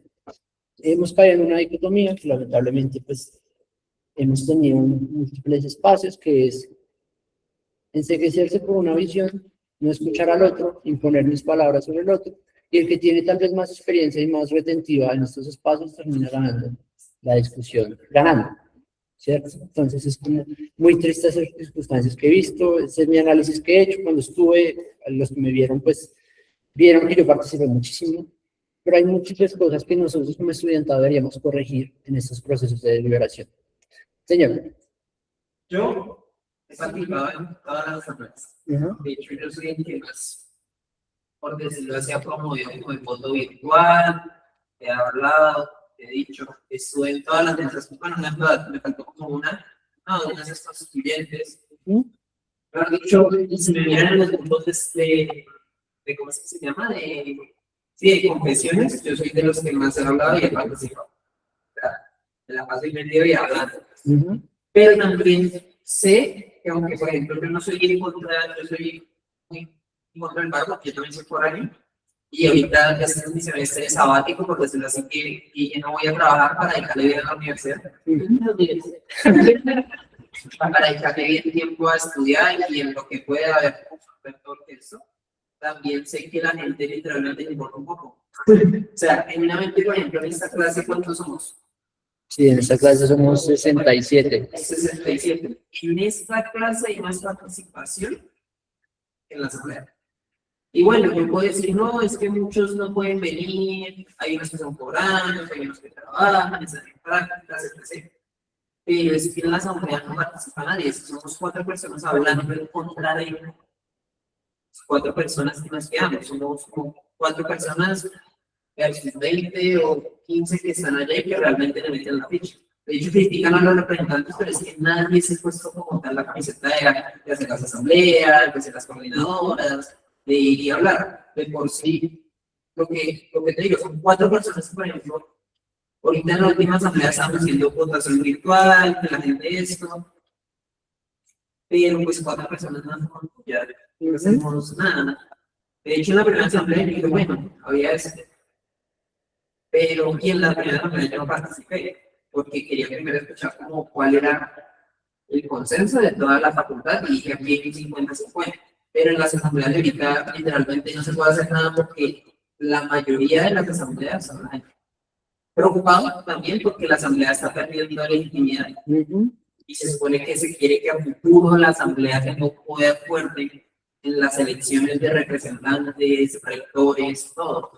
Pero también la gente es muy apolítica. De hecho, la mayoría de lo que está pensando es estudiar. Ay, qué bueno que nos pongamos a estudiar. Yo estoy en contra del paro, pero creo que yo soy de los que más he propuesto, dado ideas en las asambleas. Pero el resto le importa genuinamente un poco. Dice como que yo quiero estudiar, y de hecho las excusas no son directamente desconocimiento de lo que digan. Yo he investigado de esto, he dicho, me afecta a mí directamente esto, sino que dan excusas por otros. Ay, que los foráneos. Bien, yo soy foráneo. De hecho, un chico ahorita, no sé si leen confesiones, uno de los ex representantes de para, ay, es que solo tienen que votar con los que más saben, los que están acá en las asambleas, y me lo dijo a mí directamente y hace como que resonó. Pero por lo menos yo sé que me lo dijo a mí. ¿Dónde está el resto? ¿Dónde están los que no quieren paro? ¿Dónde están hablando porque no quieren paro? ¿Cómo solucionan que no haya paro? ¿Ve? ¿Qué han aportado? Nada. Es más, como lo que yo quiero hacer es como el llamado, no solo aquí, a decir como que no están haciendo nada, sino que participen. La mayoría no quiere paro. Bien, válido. ¿Por qué no se lo han hecho saber a los representantes? Y si no se lo han hecho saber a los representantes, si ya seleccionan saber a los representantes y no fueran escuchados, porque no han propuesto una destitución de representantes, porque no van a la asamblea y me dicen, venga, ustedes no nos están escuchando, parece duro y diga, no, vamos a proponer acá en la asamblea que se destituyan. Pero ninguno está haciendo nada. De hecho, lo que más rabia ni siquiera es que quieran o no quieran parar de seguir o no con clases, sino que la mayoría estamos de acuerdo con que queremos seguir con clases, pero nadie está haciendo nada. Entonces, el llamado no solo a decir como que qué hacemos, sino que se tomen acciones y que participen realmente de lo que se hagan escuchar, porque muchos de ustedes solo en redes y lo que me da más piedra es que en redes se lo toman anónimo. En vez de hacer levantar su voz y decir, yo creo que ninguno les ha ido a crear por Instagram o esto, decir, venga, escúchenos, o han ido a hablar con los representantes de economía, que es Mora, o con los representantes, prácticamente ninguno está haciendo nada. Entonces, es como también la hora moral de decir, bueno, queremos esto, pero también no debemos participar. Sí, digamos que comparto tu opinión en ese sentido. Falta como una coordinación, porque es, o sea, crea escenarios totalmente en donde ¿tú quieres paro? No. ¿Tú quieres paro? No. ¿Tú quieres paro? No. ¿Tú quieres paro? No. Porque estamos en paro, ¿cierto? Y pues también hace parte de una complejidad que existen en estos mecanismos de participación. Entonces, lo que les decía, la moderación, inclusive la propia relatoría que existe en estos espacios, hay que ajustarla para que de verdad se escuche a esas personas. Lo digo en términos personal, porque en la primera asamblea que estuve, se notó muchísimo esos artilugios o mañas que hacían para sesgar el debate hacia un lado. Y yo, pues esto va a quedar grabado, pero pues yo lo identifiqué de esa forma porque inclusive yo a la relatora le dije, hey, yo propuse, otro muchacho propuso en la votación a normalidad o paro, ¿cierto? Pues es un proceso lógico de cosas, si no pudimos llegar a un consenso, yo siempre propuse consenso, o sea, no necesariamente el paro es como que paro y se solucionó todo, el paro es hacer cosas y hacer cosas que nos lleven a la solución. Pero entonces se lleva a una polarización en donde mi meta no es construir valor para la universidad, sino ganarte a ti. Se vuelven cosas personales, o en que el que tenga más parla para decir, es que ustedes se les están metiendo a la universidad. Entonces, que también algo político Ajá. totalmente no. Y eso es donde entra Eso con el no punto. grave. De hecho, ni siquiera es que haya paro, no haya paro, sino lo grave es que sea político, que lo que se habla es importante y que uno prefiere estar diciendo, no, yo prefiero estar solo estudiando, o es que yo vengo a graduarme, o es que Porque se aleja la gente de esos espacios. Digamos, se aleja la gente de esos espacios. Digamos, yo era el único profesor que estaba ahí. Y es como que se aleja la gente porque los profesores sienten esa hostilidad. ¿Qué pasó con Claudia? ¿Qué pasó con el profesor de ahí? Esa hostilidad los alejó y los alejó del debate. ¿Y qué prefiere uno? Pues yo para que vayan ahí a esos espacios. Y creo que eso es lo que hay que solucionar en los próximos momentos y que ustedes, pues, desde sus procesos solucionar también como esos procesos en que se acerque al debate a la persona porque se vuelve como un proceso engorroso, como la junta de acción del conjunto. Qué pereza ir a una junta del conjunto cada 8 días. Sino que, verdad, en esa junta se construyen cosas prácticas. Si queremos hacer auditoría Peña, pues hagamos la auditoría Peña. ¿Cómo lo hacemos? ¿Cómo lo atamos para que no se robe la plata si es que estamos pensando eso? Y que no quede solo. Vamos a discutir 5 horas sobre el mecanismo de participación y yo me invento reglas, me invento cosas para que suceda. Bueno, por lo menos eso, por lo menos es discutir, pero es que la mayoría no está haciendo nada. Créame que ninguno de los que dicen paro ha mandado una captura de que les escribió el CREA para ser escuchado. Ya sea por WhatsApp, Hay que trabajar eso. ya sea que manden una captura. Es más, de hecho los invito yo mismo a que en este momento, si no están de acuerdo con el paro, cojan el Instagram, les escriben directamente al Instagram del CREA y si no le responden, mándenlo por el grupo de conversaciones. Hasta que se haya una idea en común de que, bueno, si no lo están escuchando, por lo menos hay pruebas de que lo están escuchando, de que no lo están escuchando. También propongan asambleas, si no están de acuerdo con la asamblea, con la última asamblea, propongan una asamblea extraordinaria. Mándenle al CREA que organice una asamblea extraordinaria como representantes de estudiantes que son. Y créanme que yo digo, está bien que no quieran paro, pero argumenten, se digan, busquen, hablen con sus representantes. Ahorita en este momento hay coordinación, hay coordinadora, estando virtual como presenciales, aquí en el 111 en la sala de estudio. Pero nadie sabe, de hecho ahorita acabo de mirar en Instagram y solo dijo nadie sabe, nadie sigue las páginas de los representantes como para, es que eso también me da mucha piedra. Todo el mundo dice que los representantes no nos representan, pero ¿quién les está hablando a los representantes? ¿Quién ha mostrado una hoja de que se hace? Yo me he acercado a hablar con los representantes, de hecho muchos tienen nivel de hablar con los representantes, porque yo me parcho con ellos y me pongo a hablar de venga, eso está bien, eso está mal. Hemos llegado a puntos en común, pero ninguno, genuinamente, ellos han dicho es que muchos hablan y es en anónimo. Yo que sé si es de otra facultad, no. Muchos hablan, publican. De hecho, yo ya tengo un modelo porque se supone que mi próximo semestre yo me lo voy a financiar, porque yo tengo que parar tiempo con las prácticas. Y yo no estoy de acuerdo con Pablo ni de mi posición personal por eso.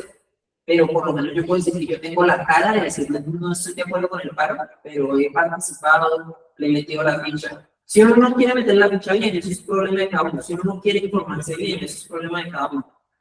Pero, a ver, díganme a los representantes qué quieren. Ya está. De hecho, la invitación es que hablen por Instagram. Y si no le responden por Instagram, manden captura por confesiones. ¿O qué le responden? Ya está. Bien, gracias, señor. Por aquí, Cris, y por acá en virtual también, si quieren intervenir, vamos a dar unas 3 palabras para que nos quede tiempito ya de definir la táctica del curso.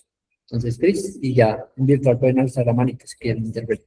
Intervención después de lo que tú dijiste, porque estoy totalmente de acuerdo. Digamos que tiene muchas cosas que es completamente cierto, pero yo he visto en las asambleas que se ha tornado como un ambiente muy político, y en esencia una asamblea de alguna manera lo es, pero el discurso ha cambiado un montón. Y también, digamos que las circunstancias cambian dependiendo de la situación de quien está hablando. ¿A qué me refiero?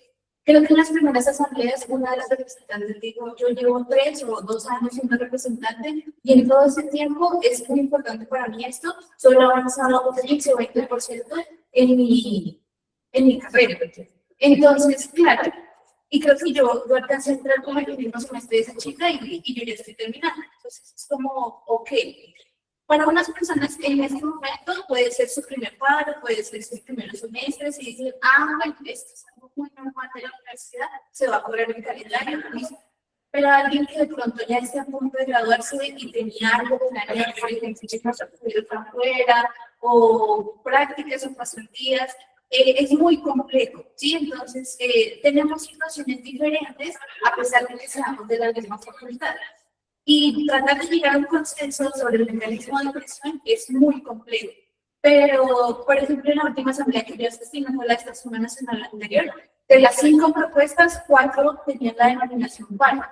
¿Sí? La restante era una chica que se había levantado y dicho, no, es que ¿por qué no hacemos una normalidad académica con alerta de paro? O sea, no estaba desconociendo la posibilidad de que sí existiera el cese total de actividades, pero decía, no sacrifiquemos la razón por la que venimos acá, ¿sí? No solo venimos a estudiar, no es solo, claro, hay personas que ven clases, terminan su día y se van para la casa, ¿sí? No se quedan aquí dentro de la biblioteca y eso es completamente respetable.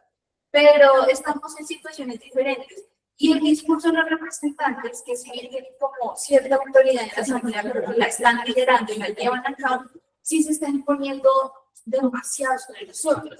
Entonces es como, no, es que aquí no se ha hecho nada, no podemos dejarnos que, digamos, nos apaguen el movimiento estudiantil, y todo eso es muy cierto. O sea, el movimiento estudiantil tiene mucha fuerza y es muy respetable, pero tratando como lo que tú decías, por lo que tú también decías, de quién gana entre los dos, quién gana el discurso, no es que yo dije eso y es lo y no, sí. Entonces, eso no tiene nada que ver, así son las cosas. También hay algo. Las chicas se de acuerdo con la opinión de las chicas, con que se crea la normalidad y eso. Sí, claro, o sea. La compañía no. Entonces ahí es el problema. O sea, para mí esto no es solo una crítica y no es miedo, porque es que ustedes pueden tener miedo de No, sí. De hecho, no, mira, la cosa es que, mira, eso sí te lo digo con un tema de que hay personas como tú y como yo que tenemos el privilegio, y eso lo digo como un privilegio, de que uno se para y se para duro y a mí qué me importa, ¿vale? Y uno tiene esa personalidad porque la vida y Dios se la dio, lo que sea. Pero hay personas que no. Si a ti ya te afecta tu vida normal, de hecho yo veo tal cual, por ejemplo, los estudiantes que en estos momentos son internacionales. Si ya les afecta no solo la vida personal, sino les afecta absolutamente todo. Pero si alguien te pegan, ¿tú qué vas a hacer? Te vas a dejar pegar hasta que ya, Pero no te dejas pegar, pero te quitas, te vas. Encuentras soluciones afuera. Pero eso no es lo que se hace con las impotencias. Exacto. No, O sea, es que ya la impotencia, o sea, pero no todo el mundo tiene la Creo que sí capacidad para debemos hablar. como buscar estos espacios para coordinarnos, Sí, o sea, porque es inherente, así como lo decía la compañera, hay personas que tienen el don de la palabra y pueden hablar en público, pero sin embargo eso lo he visto también en administrativo. Pues, ni siquiera Un día a mí para abrirme el salón me preguntaron, o sea, ni siquiera solo porque ella no la acompañó en mi no, en general, pero en general, eso sí debemos buscar los espacios. 3.000 estudiantes. que no debería pasar. Y de 3.000 estudiantes solo se pagan 4. Sí, no, sí deberíamos buscar espacios para organizarnos inclusive en ese speaking, no es en esa forma, porque claro, ellos ya tienen experiencia en estos espacios, tienen las fórmulas, las figuras retóricas, nosotros somos muy atomizados y nuestra opinión no se ve, ¿cierto? Entonces es como buscar estos espacios y esto también incentivarlos a ustedes, por eso también cuando hay asamblea yo les doy total libertad para que vayan, porque pues obviamente no los voy a amarrar a que ustedes se sientan mal, ¿cierto? Pero entonces sí debemos buscar esos espacios de coordinación para que nuestra voz se dé. Y sí es verdad que muchas veces se aleja la gente y eso me pasó inclusive a mí, y pues a mí me gusta hablar y me gusta decir. Y en general a los Ajá, los profesores también. Si no nos quieren ahí para que Ajá, eso también yo hablé con, con los profes y lo más chistoso es que ponen asamblea testamentaria decidió paro y había un profe, yo, y que no quería paro. Cierto, es como que esos problemas de administradores, o sea, de administrativos también, solo como, sí, sí, entonces es como esos problemas que los invito a que trabajemos dentro de la academia, porque si también dejamos que ese desorden se cree y esa falta de coordinación se cree, vamos a terminar todos afectados, todos perdiendo, y en una situación donde no hay ningún ganar-ganar, y nadie gana. Solo ganan por ahí 2, 3 personas cuyos intereses muy específicos se ven satisfechos con esta circunstancia. Entonces, también promover estos espacios entre ustedes de que de verdad, no sé, si por ejemplo, en la próxima asamblea ven, no, nosotros tenemos estas opiniones, podemos, por ejemplo, yo puedo transmitir esas opiniones en ese aspecto. Es decir, yo pregunté y mis estudiantes me dijeron esto y esto, que no les gusta hablar en público, que no les gusta, pero hay una persona que les puede decir esos aspectos. Yo, de hecho, por eso fui a la primera asamblea y traté de transmitir todos esos sentimientos, porque es que se polariza mucho y se dice, bueno, paro no, pero es que el paro, ¿qué es? ¿Paro es hacer chocolatadas?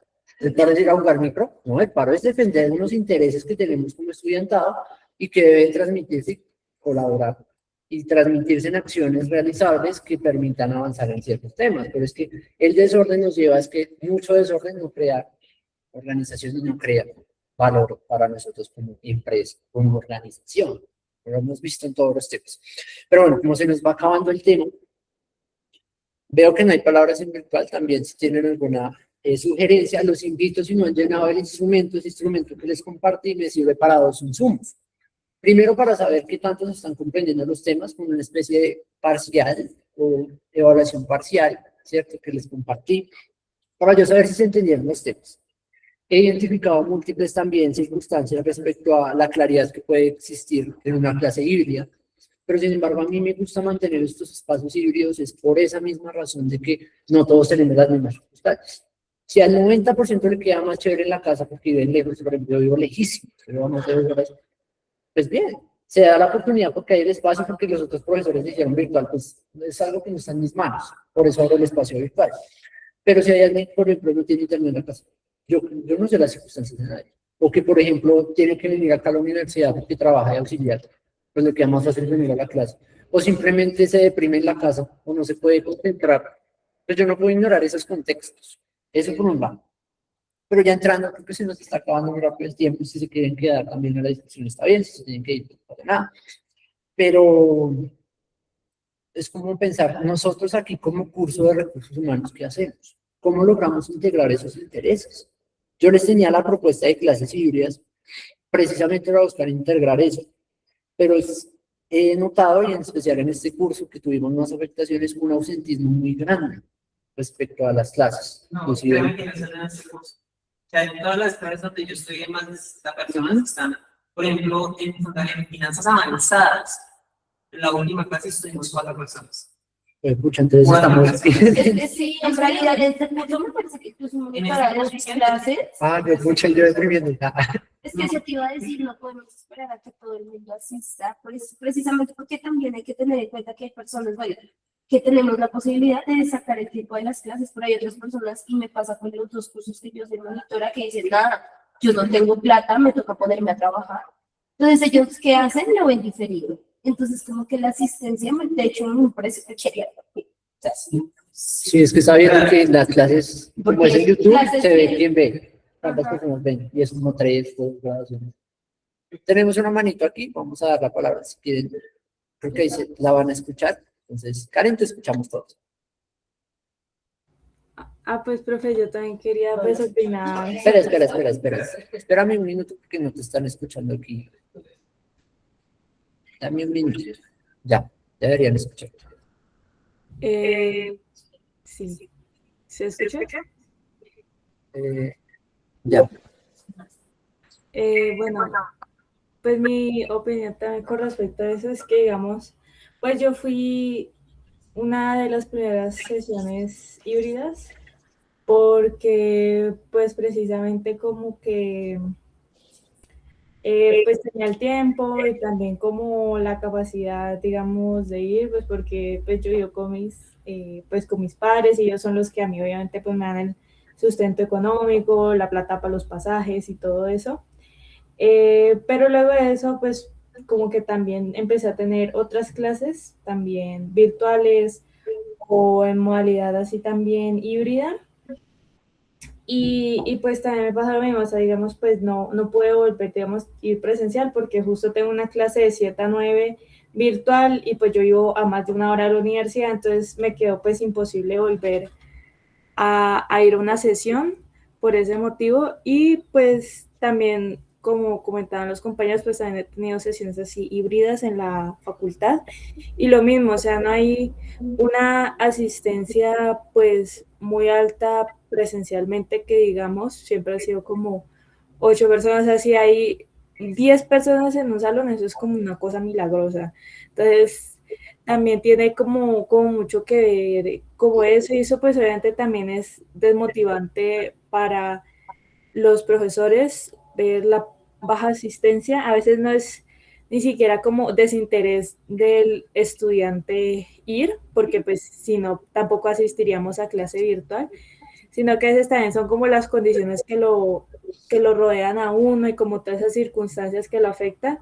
Entonces también como que en esas clases los profesores han dicho, pero no chicos, o sea, como no se puede sostener un curso o una clase con 8 personas acá y 20 personas allá. Entonces, como que también es también como que eso, pero pues yo espero, pues ahorita como se ha atacado de pronto tanto como todo el tema del paro y de que hay tanto descontento, pues en principio en la última asamblea se dijo que acoger a sedes, sin embargo, pues ahorita en la coordinadora pues no sé qué se estará diciendo, pero pues el propósito es adelantar precisamente como la asamblea de la próxima semana para ver si de pronto se puede como cambiar esa decisión de acogerse a sede, porque pues precisamente pues yo creo que todos sentimos como el desgaste del paro, o sea, como que todos estamos sintiendo, tanto profesores como estudiantes, de que la verdad, pues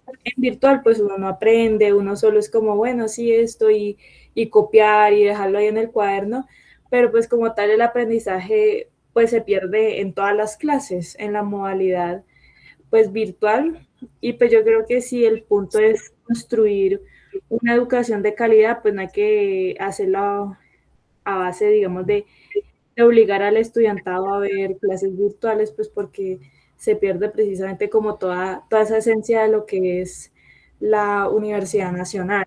Pero pues lo que dice el compañero, pues efectivamente pues hay que estar activo con los procesos, digamos, de asamblea y todos los procesos participativos para pues construir universidad que represente a todos, ¿sí? Independientemente de los intereses políticos de cada uno.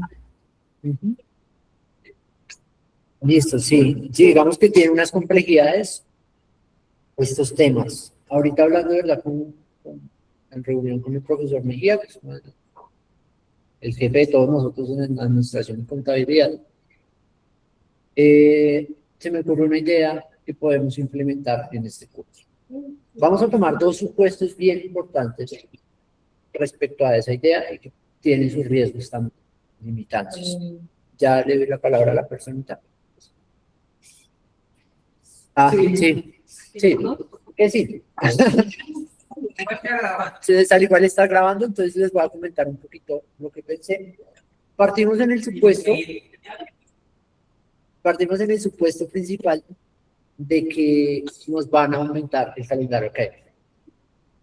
Tomamos el supuesto de que van a aumentar el calendario académico con todas las implicaciones que se tienen. El segundo supuesto es que, y esto pues me va a tocar verificarlo bien en los cursos, pero hay personas, por ejemplo, que van a entrar a procesos de prácticas, que van a entrar a procesos donde requieren el avance y la calificación de la materia. Algo que se está pensando es poder subir esas notas anticipadamente y que quede registrada la nota. Y eso es un aspecto y un hallazgo bien importante que es esa reunión. Entonces, podríamos implementar, créanme lo que para mí como profesor es un esfuerzo desgastante también porque tengo unos cursos grandísimos, ¿cierto? Pero se puede implementar una dinámica así donde las personitas que están viendo esta materia con un programa de intercambio, ¿cierto? Y las personitas que quieren de una forma u otra terminar a tiempo, porque es un requisito, porque lo necesitan, seguimos con el curso, ¿cierto? Podríamos seguir con el curso. Sin embargo, y este tema es como lo más espinoso, tendría que ser de forma presencial. Y es como la cosa o la circunstancia. Es decir, tendríamos dos situaciones, donde las personas que necesitan, que lo requieren, pueden ver el curso y lo haríamos. Yo creo que inclusive me tocaría integrar los dos cursos para tener mayor aforo en ambos. Hacer esas clases durante lo que dure la contingencia presencial, asumiendo que también el paro y esta desorganización no va a ser algo fácil de resolver de un día para otro. Entonces va a ser algo muy complejo, inclusive creo que fue el 11 de abril, o sea, son cosas que... De pronto usted que tiene un poco más allá. Ahorita ya lo que se ha hecho en las asambleas y lo que yo hablaba con los representantes, ya sabemos que los pliegos de la MECUN y todo eso ya se pasaron, ya han hecho, se están hablando de mesas y todo. O sea, en teoría el paro ahorita no tiene sentido. Pero lo que se quiere el paro es que lo próximo que se quiere el paro en teoría es ¿cómo se llama? Las garantías. Entonces, ustedes como profesores pueden ayudar a agilizar a que se den esas garantías. Lo más probable es que el paro así no ya se termine. En realidad pueden decir ahí sí, pero pues lo que está en mis manos es no llamar lista. No. Sí, pero de hecho me refiero a las reuniones de profesores. No, a mí no me invitan. Sí. O alguien que hable o se un representante profesoral que obviamente lo tiene, se acerquen a ellos y se agilice ese tema. Y si se habla con Claudia, es que, digamos, ¿qué pasa? Es que no Claudia Fenestra, y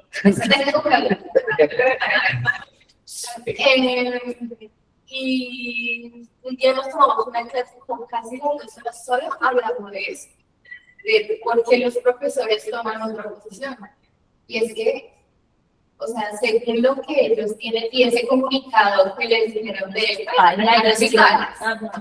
significa que ellos tienen todo su derecho a dar las clases. Entonces, y podrían sacar notas y podrían continuar con sus pero en la policía, o sea, no sé cómo, no te estoy diciendo, pero es lograr de que se escale algo más arriba de los profesores, porque ellos al final no estaban recibiendo orden.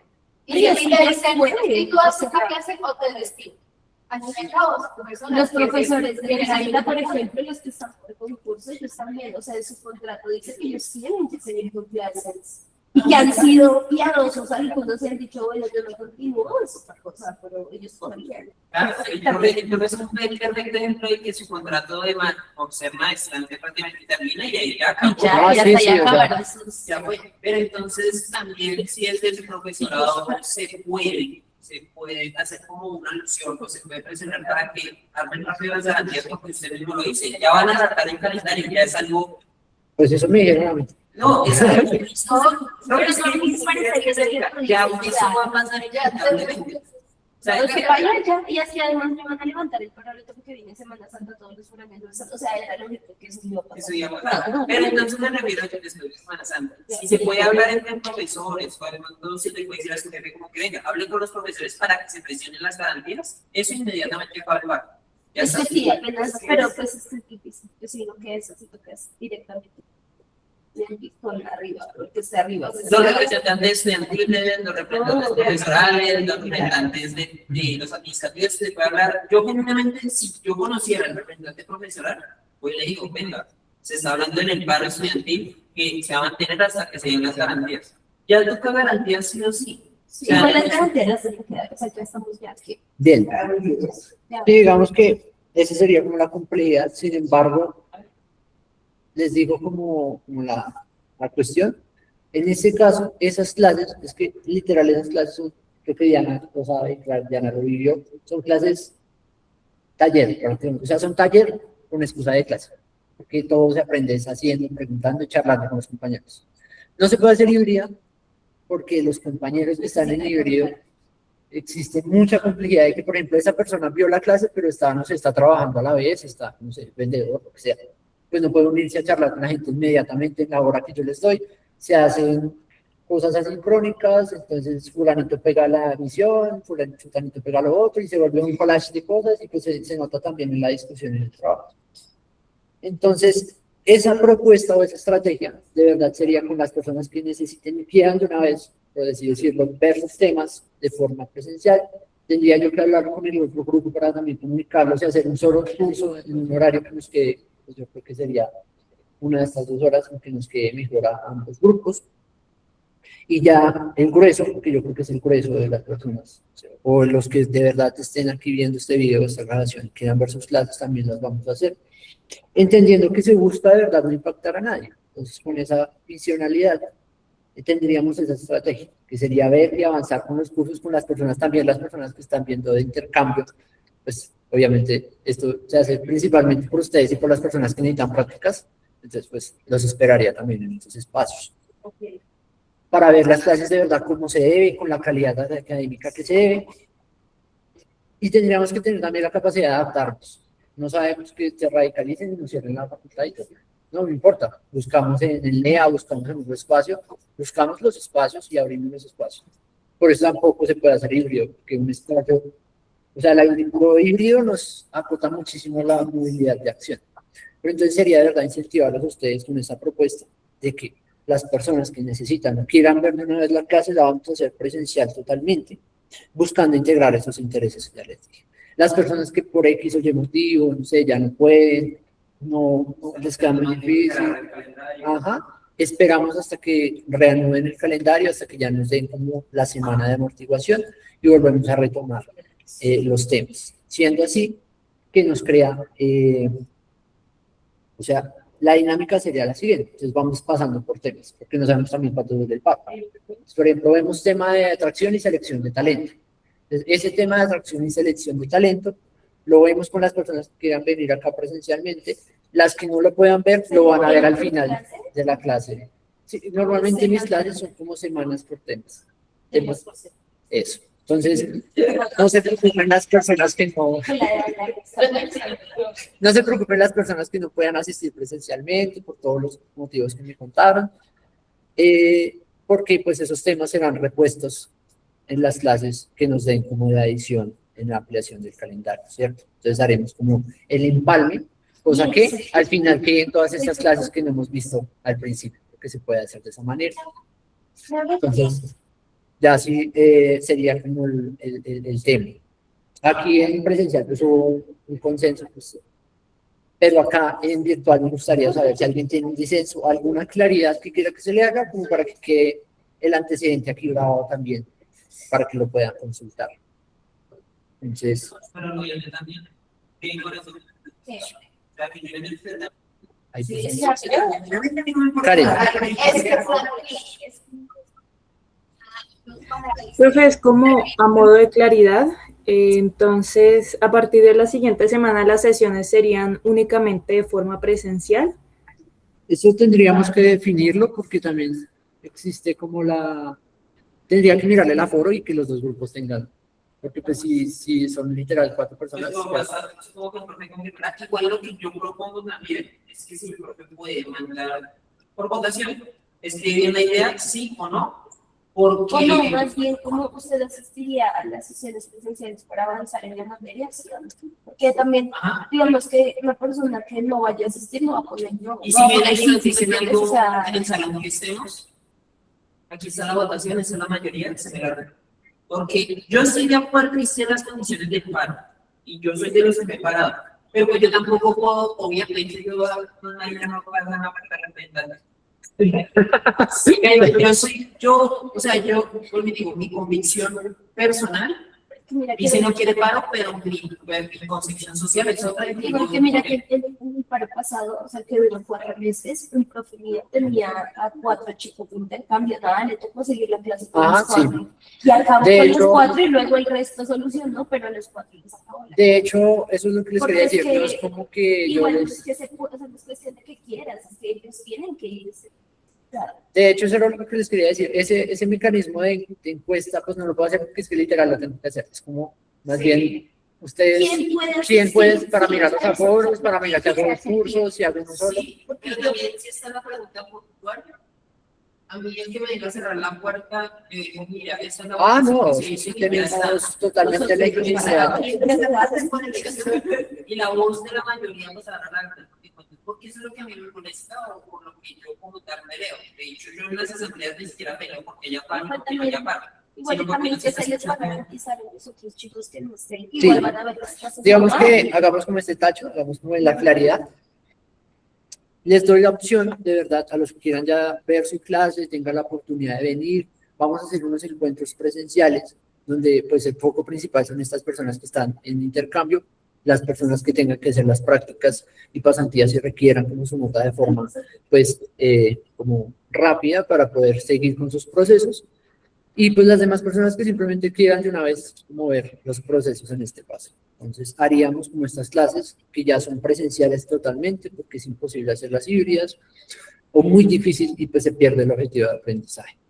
Y para que a ustedes no se les afecte esa calidad, a los que no puedan asistir, lo que vamos a hacer es recuperar esas clases o verlas en otro momento, ¿cierto? Entonces, por ejemplo, las personas que ya vieron esas clases, ya tienen una, pues no hace falta que vengan. Ya si quieren repetir, si quieren profundizar, pues re bien. Yo aquí los tengo y los espero, pues, con los brazos abiertos. Pero esa sería como la claridad.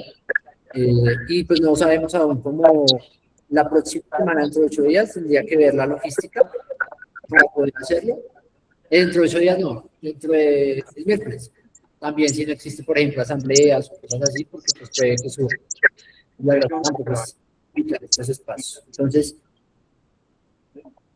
tengan presente esa estrategia, tengan presente como que tienen un objetivo de construir calidad educativa, construir la calidad. Sara, ahí puedes apagar el micrófono un poco. Listo. La gracia es que construyamos valor, construyamos academia, que la universidad no es solo clases, ya ustedes pues, lo han visto, también actividades que pueden utilizar. Y pues nada, chicos, o sea, espero que pues ya vamos a tener también su proceso de retroalimentar cómo está funcionando la estrategia, pero eso nos ayuda a tener un poquito más de certidumbre y de eliminar esa incertidumbre que causa desorden y que daña pues a la larga los procesos formativos. Entonces, voy a crear como la propuesta escrita, como diciéndoles, comunicándoles nuestro plan de acción y pues se los compartiré como parte pues de todas estas estrategias para pues que no se nos afecte pues este proceso y que pues todos podamos desarrollar nuestras carreras, porque pues aunque no crean, a mí me gusta dar clase y dar clases virtuales, para mí pues ver unas caritas es, pues a veces no ponen ni fotos, entonces es como, o sea, pues para el trabajo grupal sé que muchos también, si uno no tiene su grupo de confianza también es como raro, ¿sí? Entonces hago eso como primordiando esos intereses que nos unen, pues buscar también como poder, desde mi rol, desde lo que yo puedo hacer, porque pues tengo un rol limitado, como soy docente de planta, tengo limitaciones, tengo que, pues mi contrato es como, por así decirlo, temporal. Inclusive creo que el contrato con ustedes es por amor al arte, o sea, a mí no me van a pagar esos 2 meses que les voy a dar extra, pero pues es como que me gusta, ¿sí? Entonces, siendo no siendo más, muchas gracias por asistir a estos espacios. Yo les estaré comunicando como la propuesta tal cual escrita y los horarios o los días en los cuales empezaremos a implementar esa propuesta, como para que podamos tener en cuenta eso. Entonces, muchas gracias por asistir, muchas gracias a las personitas que pudieron asistir aquí de forma presencial, a ustedes que estuvieron atentos toda la reunión. Quedo atento si les queda alguna pregunta respecto a alguno de los temas que nos acontecen. Y que no se nos olvide, tenemos que hacer una sesión de consolidación de conocimientos de los temas que hemos visto, porque he inventado carencias importantes en esos temas, entonces saben que no se nos olvide esa labor. En los talleres no se preocupen por las entregas en sentido de que es una nota, porque es como una zona gris. O sea, ustedes me entregan el taller, yo les voy a dar una nota, pero sería injusto, por ejemplo, dejarles esa nota cuando otra persona la entrega un mes después. Sino que si ustedes entregaron y vieron que les quedó algo raro, algo mal, algo que podían mejorar y lo mejoran, pues yo les voy a subir esa nota. O sea, de acuerdo en que el objetivo es aprender y no tanto cumplir un requisito de cumplir una nota, ustedes pierden el sentido. Entonces, si tienen problemas con los talleres, si tienen alguna inquietud, cuéntenme. Y si tienen ya los talleres hechos, por favor, súbanlos para yo poderles dar la retroalimentación oportunamente. Muchas gracias, chicos, por asistir y pues voy a guardar este video para que no quede ya corra largo. Bueno, muchas gracias por asistir y por estar pendientes. Nos veremos en próximas oportunidades. Chaito. Chao, profe. Chao, profe, gracias. Chao, profe, gracias. Gracias.